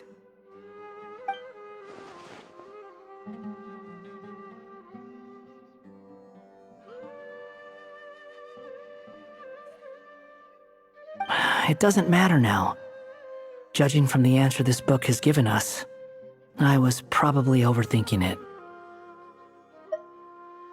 Just as well, with the ley lines rejecting him like this, the people who still remember him are his only remaining connection to this place. If that last fragile tie was broken, who can say what devastation his unbound body might unleash?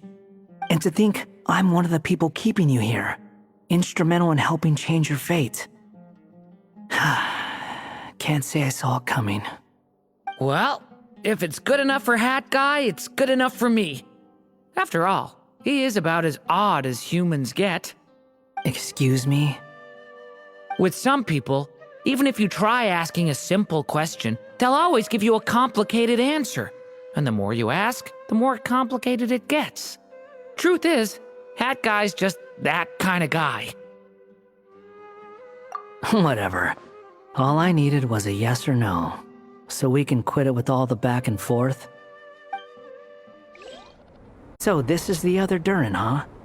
If this had been the dragon that ended up being revived in Mondstadt, there's no telling what kind of calamity that people would have had to endure. So, if you think about it like that, Durin's actually a hero. No, I'm just a little envious, that's all. Not everyone gets a chance to be a hero. Actually, most of the credit belongs to Albedo. Then again, barely anyone even remembers you at this point. So I guess there's not much left to envy. Ah, so you three still remember Durin. Looks like the memory loss hasn't spread to close friends. Yet. I guess that means my memory of you must still be complete as well. Albedo. You're finally here! Oh, boy, do we have a whole pile of questions for you!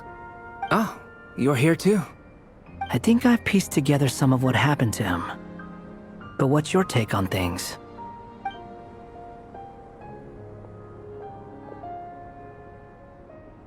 Master Jean filled me in on what happened, and I've got a few theories. But let's get on the same page first.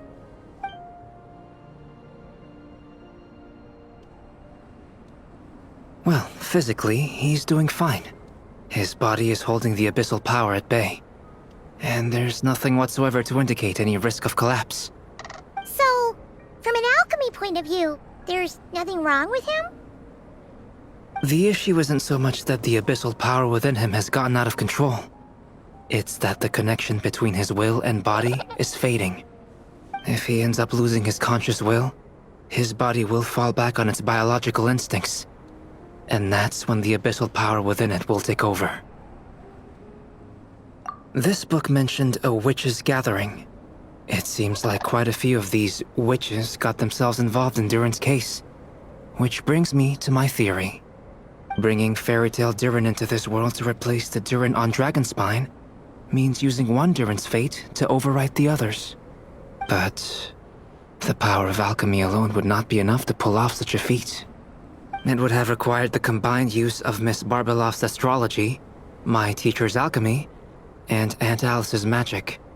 After learning of Miss Barbeloff's prophecy, Durin and I finally came up with a way to settle the Dragonspine Durin problem for good. And I took care of the alchemy side of things, which, looking back on it, seems to have been a part of their plan all along. So now, there's only one thing missing. As for the fate theory our friend in the hat just mentioned, I still can't figure out how any kind of magic could possibly influence the fate of Tevat. But I'm certain that the answer lies within this book. So, the reason Alice had us complete this book was to make that magic possible? A form of magic powerful enough to rewrite fate itself. Well, we've no time to lose. I just need to take a look at the book. The next part of the story most likely relates to me. So the memory that unlocks it must be connected to me too. Huh? The giant tree was home to a broken branch, the shape of its splintered arm aligning perfectly with the branch that had burst forth from the castle walls. Join yourself to that broken bough, for there you may take root at last, and henceforth bask in the sun and rain of the world beyond the castle. But first, fetch the stickiest clay and let it bind the scar of the break. I see.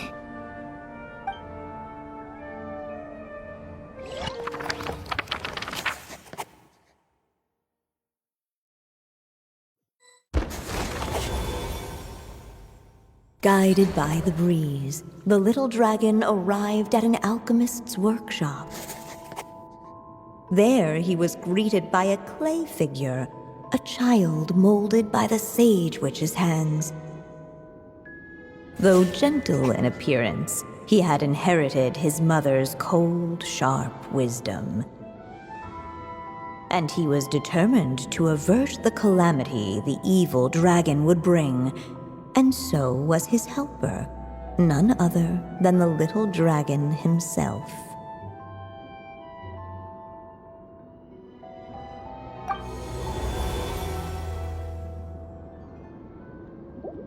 What is this place? It looks like it's modeled after an alchemist's workshop. Or rather, a cliched stereotype of one. Albedo? Hold on. Why do I look like this? Oh, yeah! We forgot to tell you. Basically, the characters in the story are reflections of how Durin sees them. At least you're still human-shaped? Well, since Cat Guy has taken on a different appearance too, that must mean the two of us are both characters in the story. But you, Paimon, and Durin haven't changed at all. You must be special figures in some way. I'd like to know more about that too. But seeing as none of them can explain it, let's just concentrate on moving the plot forward.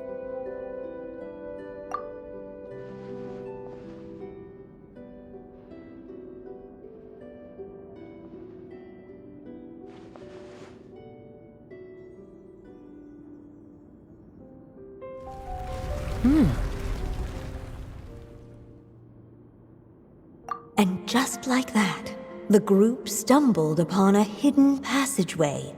Intricately crafted, it seemed to lead them towards another exciting chapter of the tale. Come on! What are we waiting for? Next chapter, here we come! Ouch! But this was a chapter that had not yet been written. Ahead of them was a storyless void, and they could go no further. What? Then what's the point of having a path here? Sounds like a pretty bad habit for a writer.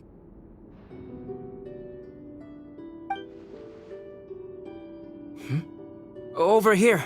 I found something. What the clay figure found was none other than the evil dragon's heart itself. Though the creature had perished long ago, its heart was still there, pulsing away and growing warmer with every beat. And the clay alchemist knew what it meant. That the evil dragon would return one day, just as the prophecy had foretold. Yet, guided by his mother's wisdom, he foresaw another fate. If only the alchemist could bestow this heart upon the little dragon, he might be reborn in the evil dragon's stead. Only then would the evil dragon's heart grow still, and the little one inherit its tale. Sounds like this chapter's about Albedo bringing me to life? If that really was the solution, though, this would have been over the minute I finished the transmutation. So why is Durin still being forgotten? There has to be some other reason.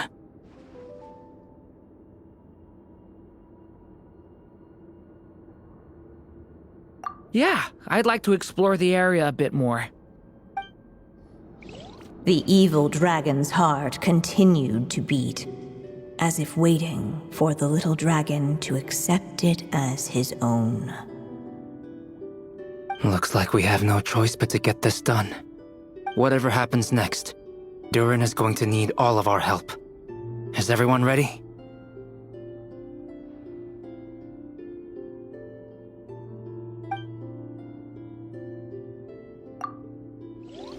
What the clay figure found was none other than the evil dragon's heart itself. Though the creature had perished long ago, its heart was still there, pulsing away and growing warmer with every beat. And the clay alchemist knew what it meant. That the evil dragon would return one day, just as the prophecy had foretold. Yet, guided by his mother's wisdom, he foresaw another fate. If only the alchemist could bestow this heart upon the little dragon, he might be reborn in the evil dragon's stead. Only then would the evil dragon's heart grow still, and the little one inherit its tale. At last, the little dragon accepted the evil dragon's heart, and a new life came into being. The evil dragon's heart beat in his chest, and the little dragon's soul guided him forward. Thus did the prophecy hold true, even as fate had been rewritten, and so was the little dragon born anew.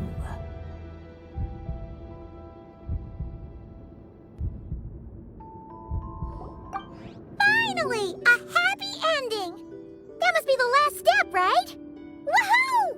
We completed the story!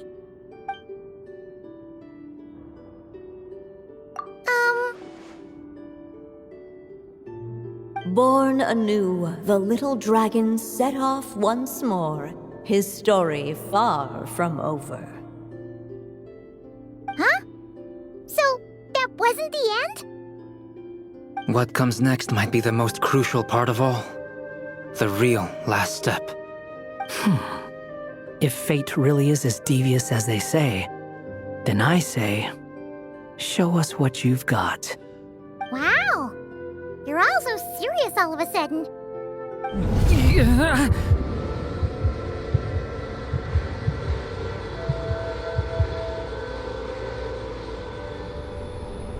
Durin, are you alright? The evil dragon's heart was now one with the little dragon, yet the dark power within it still lingered. Would the little dragon dare to hold this power back, or would he simply give in? Hey! What kind of question is that? Of course he's gonna control it! What choice does he have? Time is running out. So, will the little dragon dare to hold this power back? Or will he simply give in? What's up with the narrator? The little dragon and his companions blank. Blank again. Huh? What's going on? Are we running out of ink? Once the ink runs out, is that the end of the story? I had a feeling this would happen. What's happening to the others? Now that the story's ink was spent, all that lay ahead were blank pages.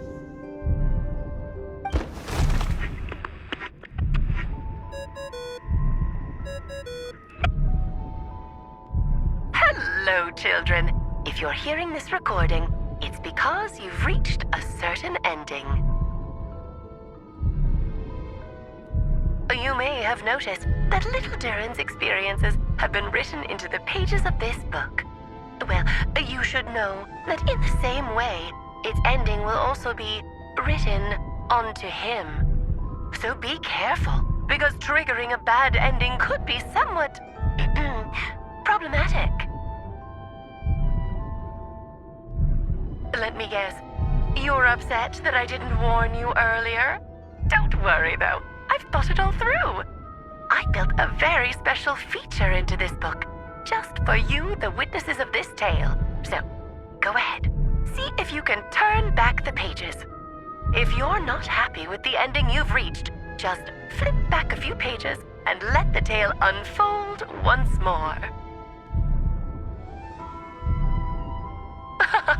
Pretty incredible, huh? That's the power of magic.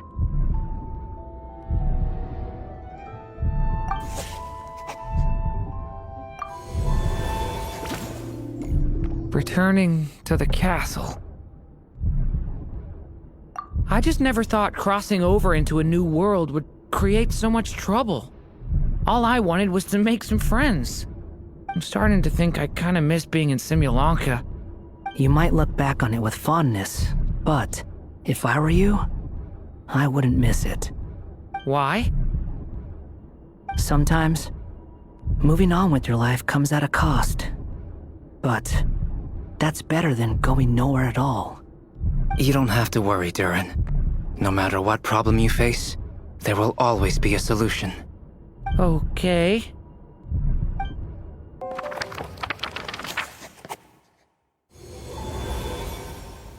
As the little dragon slipped back inside the castle's walls, the clamor of the outside world fell away.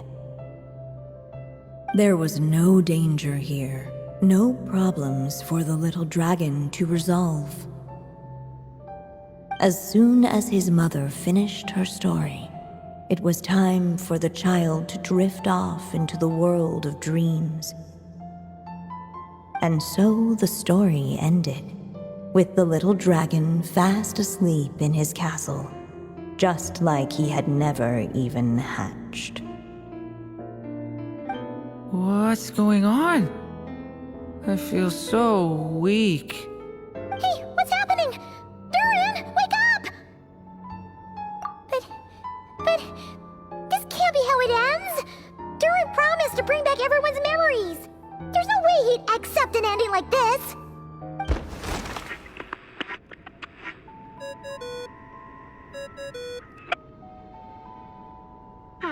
Looks like you've discovered another possible ending. Do not lose hope. You just need to keep searching, for there are possibilities that only you can bring to life.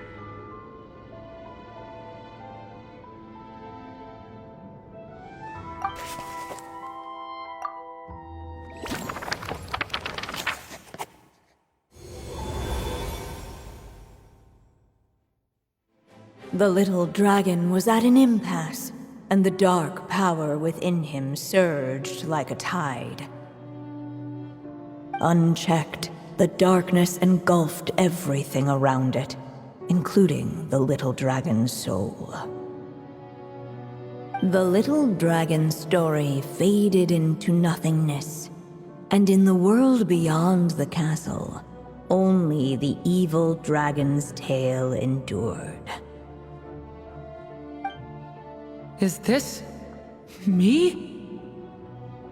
And so the story ended, with the little dragon fading from sight, leaving nothing but the evil dragon's shadow in his place.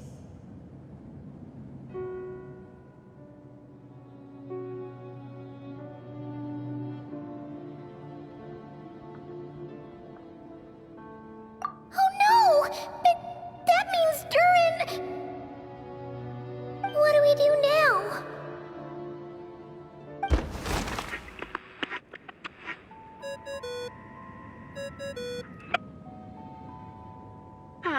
Looks like you've discovered another possible ending. Do not lose hope.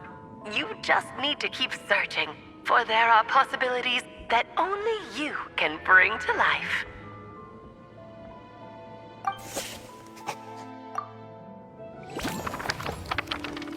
What's going on here? Why isn't the story letting Durin just suppress the abyssal power? It keeps getting stuck.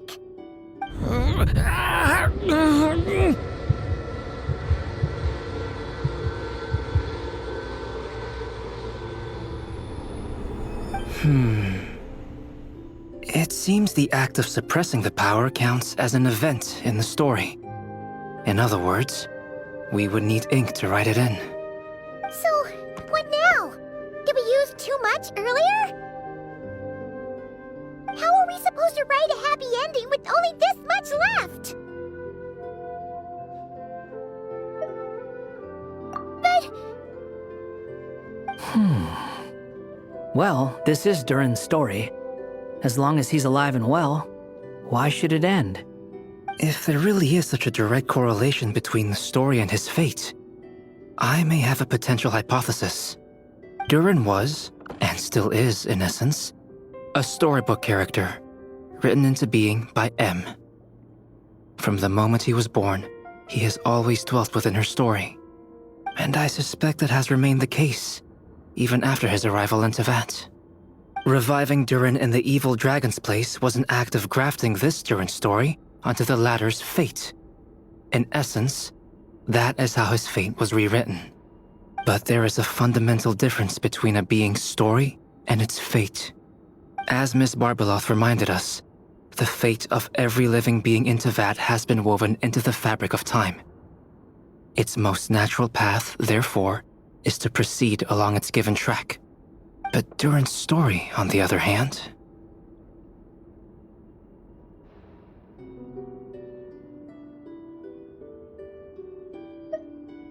As Durin's connection to this world wore thin, not only have people started to forget him, he started to lose control of the abyssal power within. In other words, his story can't continue. Because the author's ink is drying up. That's what it seems like to me. It would seem the little dragon had made a group of fine friends indeed. Save it. The question is, are you here to help him or stand in his way? This is as far as the story can go. What path will you choose?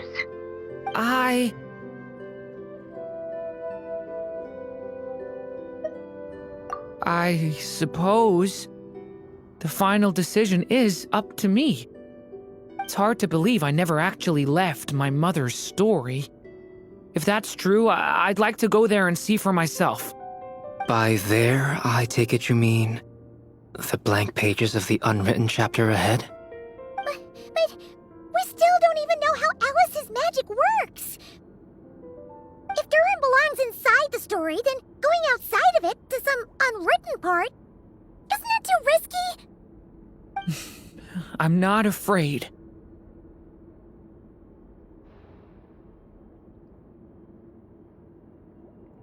I second that.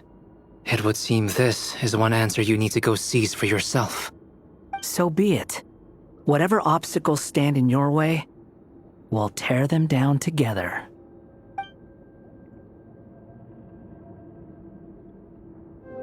Gotta keep going.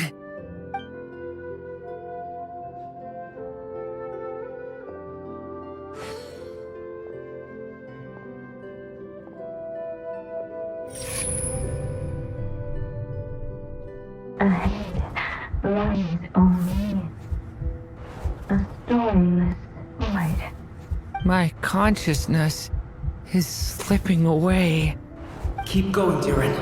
A pure soul is your essence, not an empty void. I feel so weak. Stand tall, Durin. You are not some amorphous idea. The body I made for you is flesh and bone. Am I truly alive? Yes, Durin, but you must keep going. You're as alive and real as I am. I can't feel a connection. You're not alone in this world, Durin.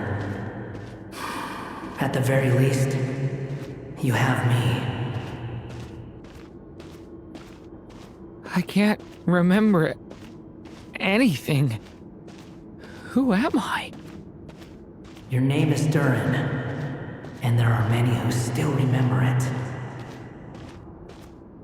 My name is Durin. You're taking too long. Come on, Durin, run! In this world, fate waits for no one.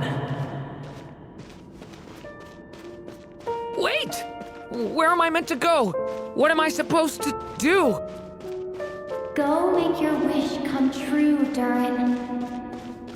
My wish?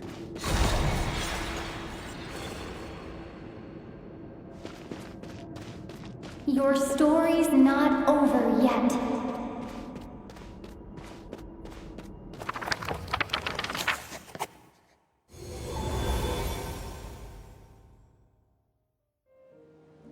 Silence, huh? Have you nothing to say about my proposal? Let me get this straight. You want to graft your story onto this unfinished thread of fate, and in doing so, not only rewrite that fate, but allow the story to live on. Quite the brilliant idea. Still, the story's survival depends entirely on whether the author keeps writing. Exactly. And the moment foretold by the prophecy is still centuries away. I see. I thought my own ignorance might be the problem. That I'd asked more of the noble science of alchemy than it could ever deliver, or that I had failed to discern the heavenly signs and grasp the secret truth underlying the prophecy. Little did I imagine that time itself would prove to be the greatest hurdle of all. Well, my friend, this has been a most intriguing experiment. And from an academic perspective, at least, I don't think it was a bad proposal. Someday, the prophecy will come to pass. So remember, my friend, much like the stars themselves, there will always be something that transcends the test of time. Thank you, everyone. You've helped me so much already. But, Alice, I still have one final favor to ask of you. Will you lend me your magic one last time, just enough for me to keep his story alive until the prophecy is fulfilled? You mean you want me to extend your lifespan? No, not in that sense. As Rheindotter once told me, the laws governing life and death are among the most unyielding in this world. I'm well aware of that. Whether it lasts a day or an age, the span of one's life is determined by fate alone. If I tried to breach that law by force, I'm afraid I would lose what makes me human. This is not a path I want to go down. If I am to die, then I shall die a human. So what is it that you want me to do? I would like you to send this pen of mine into the future. I see. Then perhaps there really is a way I can help. I could create a kind of story magic to take over the writing once you're gone. Oh, but for it to work, you would need to provide enough of your own words for it to learn from. How much? Oh, an immense amount. So much, in fact, that you would have to spend the rest of your life writing, and even then, I'm sorry to say, it would not last forever. No matter how much you write, there is a limit to the number of words you can leave behind, but the world itself will never stop changing. Someday, perhaps, even your entire corpus will not be enough for the magic to continue describing this world. And when that happens, the story will end. Still, it's worth a try.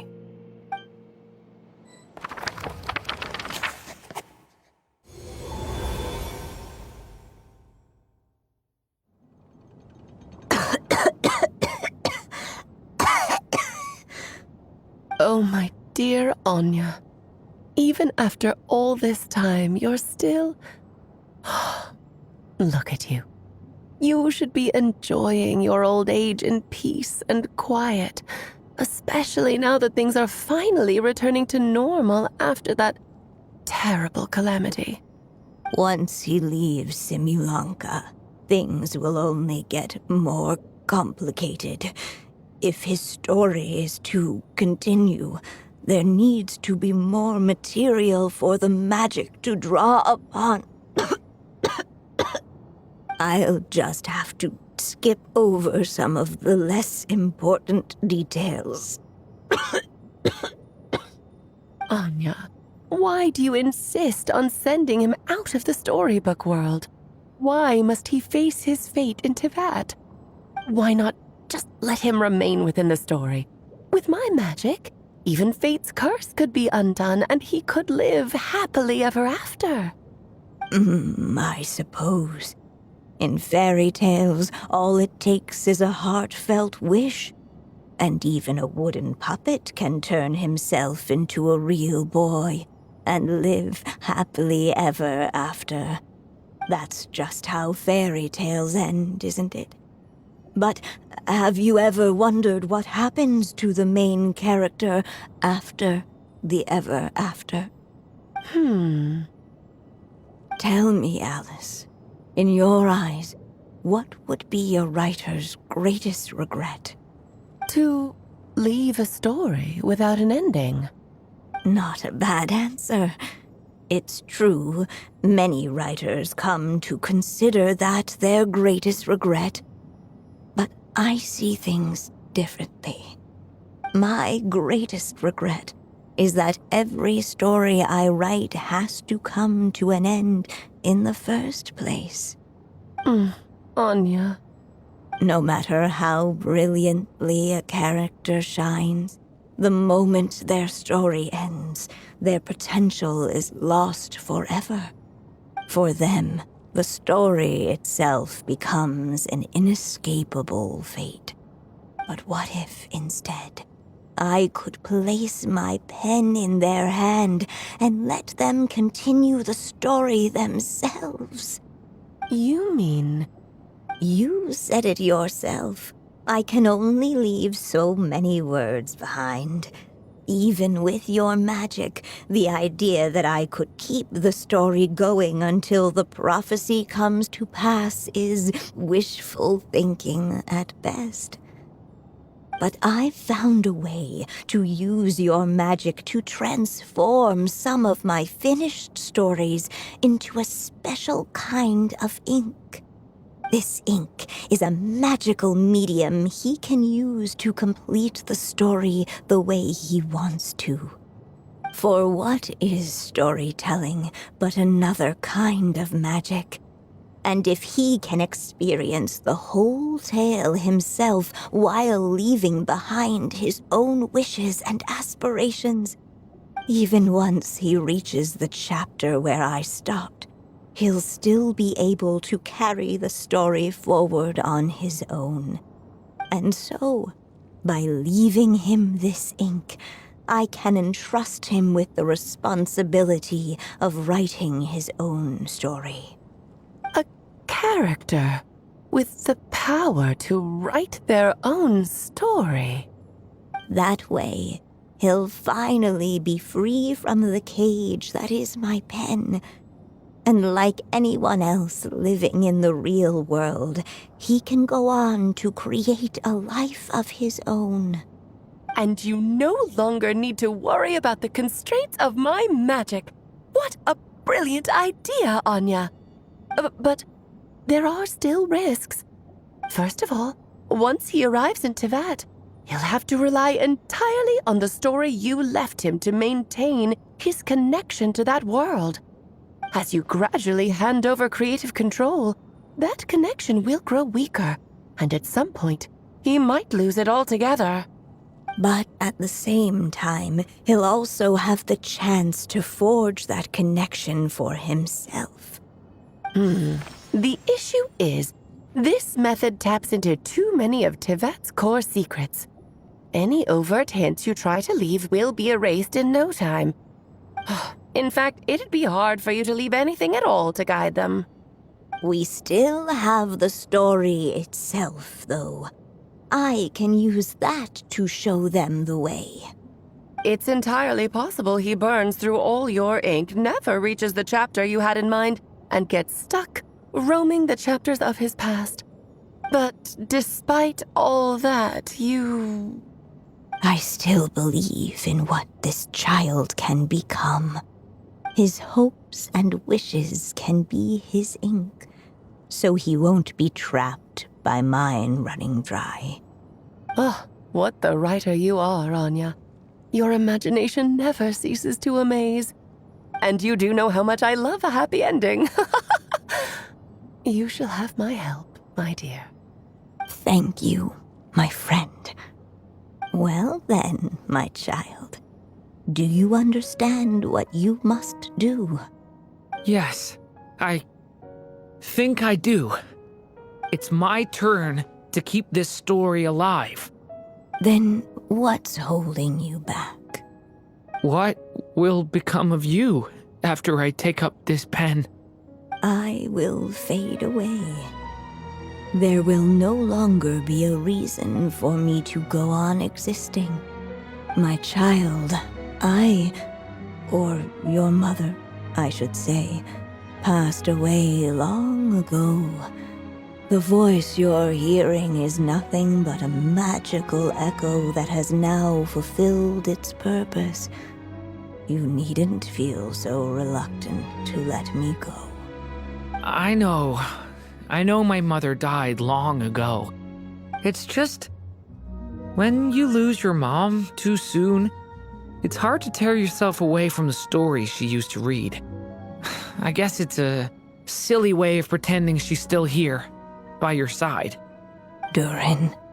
But after coming to this world and traveling it with my friends, facing all kinds of enemies together, I suddenly realized I couldn't just sit around listening to my mother's stories because I'd found a new purpose in life. Maybe this is just what growing up feels like. With all my new friends waiting, it's time I finally set aside my mother's storybook. I'm ready to grow up now, Mom.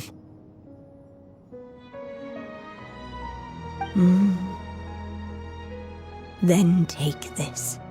A gift I should have given you a long time ago. You've witnessed this story from the very beginning. Made your wishes, offered your blessings, and even wrote your choices into its pages. From here on out, this pen is yours. Now I ask of you, the other pillar of this story, as both its reader and its witness, will you turn the page so the next chapter can begin?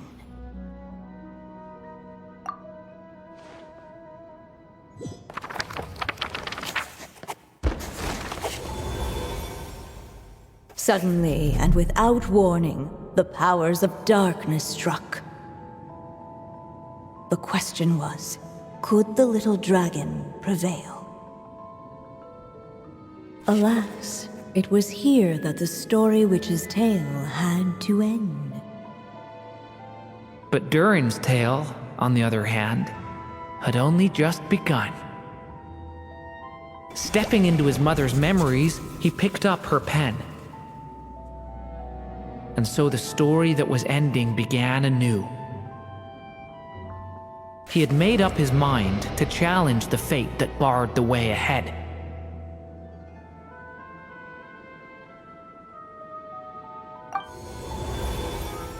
Looks like this is the final step. A chance to strike back at fate? Now that's not something that comes knocking every day.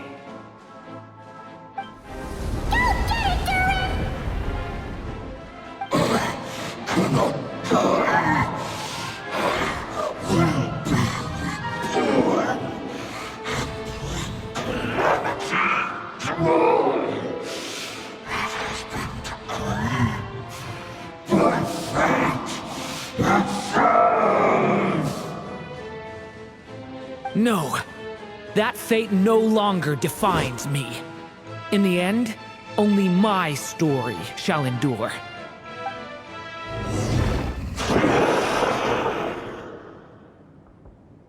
Thank you, Mom. And so it was that Durin defeated the darkness and rewrote his fate. But his story is far from over.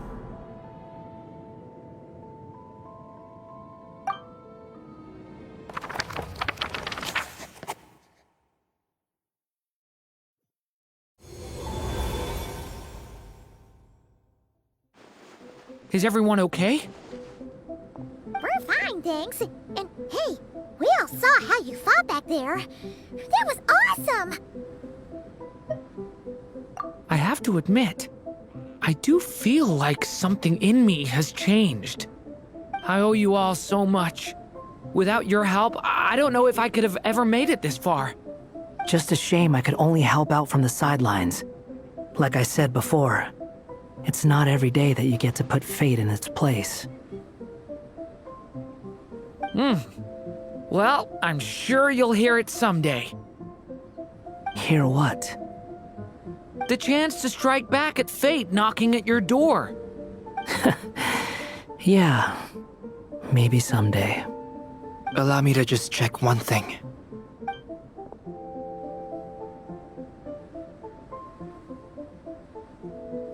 Yes. The abyssal power within you has stabilized again. And those strange symptoms you were experiencing seem to have completely disappeared. Oh, thank goodness! I wonder what it means, though. Aside from the principles of alchemy, what other law of this world governs his being? Look, it all turned out fine, so just leave it at that. Now that this one's out of danger, it's time for me to get out of here. You're leaving so soon? What, don't humans usually throw a party after something like this? A party? Do I look like that kind of guy? Anyway, come find me again next time you're in trouble. That's what friends are for, right? In a way, though, he is right. This is Durin's moment to celebrate, not the time for academic discussions. Hey, I don't blame you for asking. And honestly, I'd be perfectly happy to talk about it. It's just, I wouldn't even know where to start. It's all right. I'm sure we'll get a chance at some point. After all, your story's only just begun. Mm-hmm. All right then. Traveler and Paimon, we'll part ways here. Given the extraordinary nature of the things we witnessed today, I need to make sure it's all recorded properly. Okay, see ya! So, it's party time next! Huh?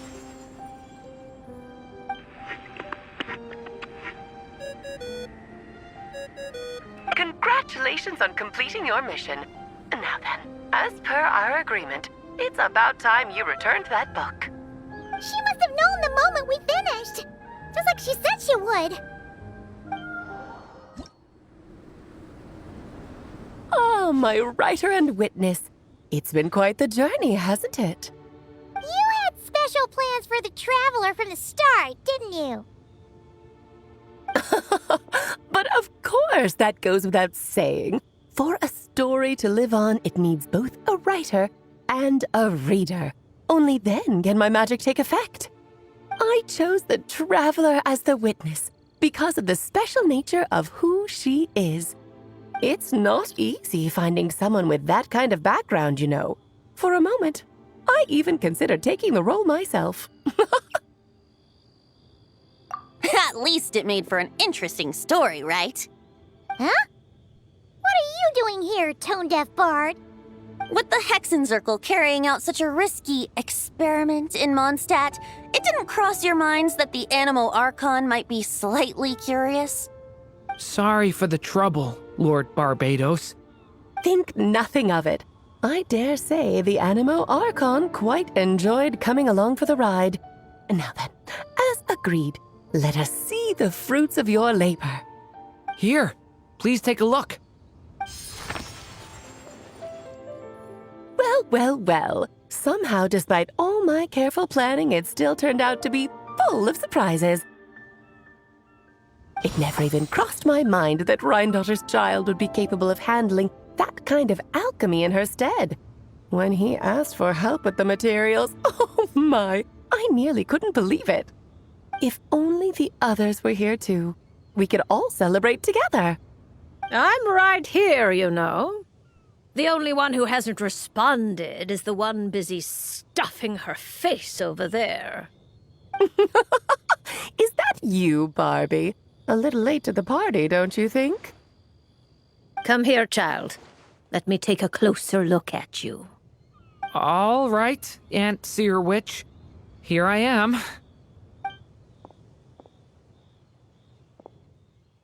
Just as I thought. This child's fate does not appear among the stars. Anya has accomplished what almost no one before her could. What does that mean? Child, all you need to know is that you're very lucky indeed. Oh.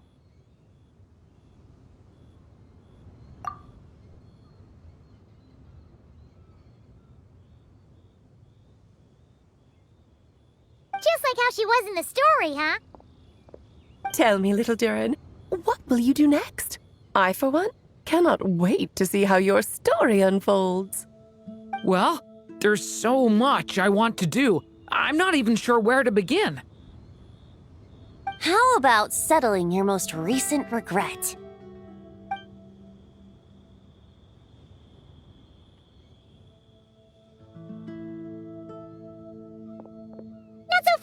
Deaf Bard. What exactly did you just tell Durin to do? To make the long overdue wish come true. Thank you once again, Alice. How much time do you have left? I believe these should be my final moments. Just enough time to say goodbye to my dearest friend. This feels like having to say our final goodbyes all over again. I don't like it. Not one bit. I don't know how to respond to that. Strange. You were always such a cheerful figure in my stories. I even dubbed you the Merry Witch, you know. Oh, please. You know full well it was your stories that first taught me what true pain and sadness felt like. Aside from saying goodbye to me, shouldn't you also leave a few words for the child? Since the book will be his to continue, why don't you write him a little parting note? There's no need. His mother already did that long, long ago. All that remains is for me to convey it on her behalf.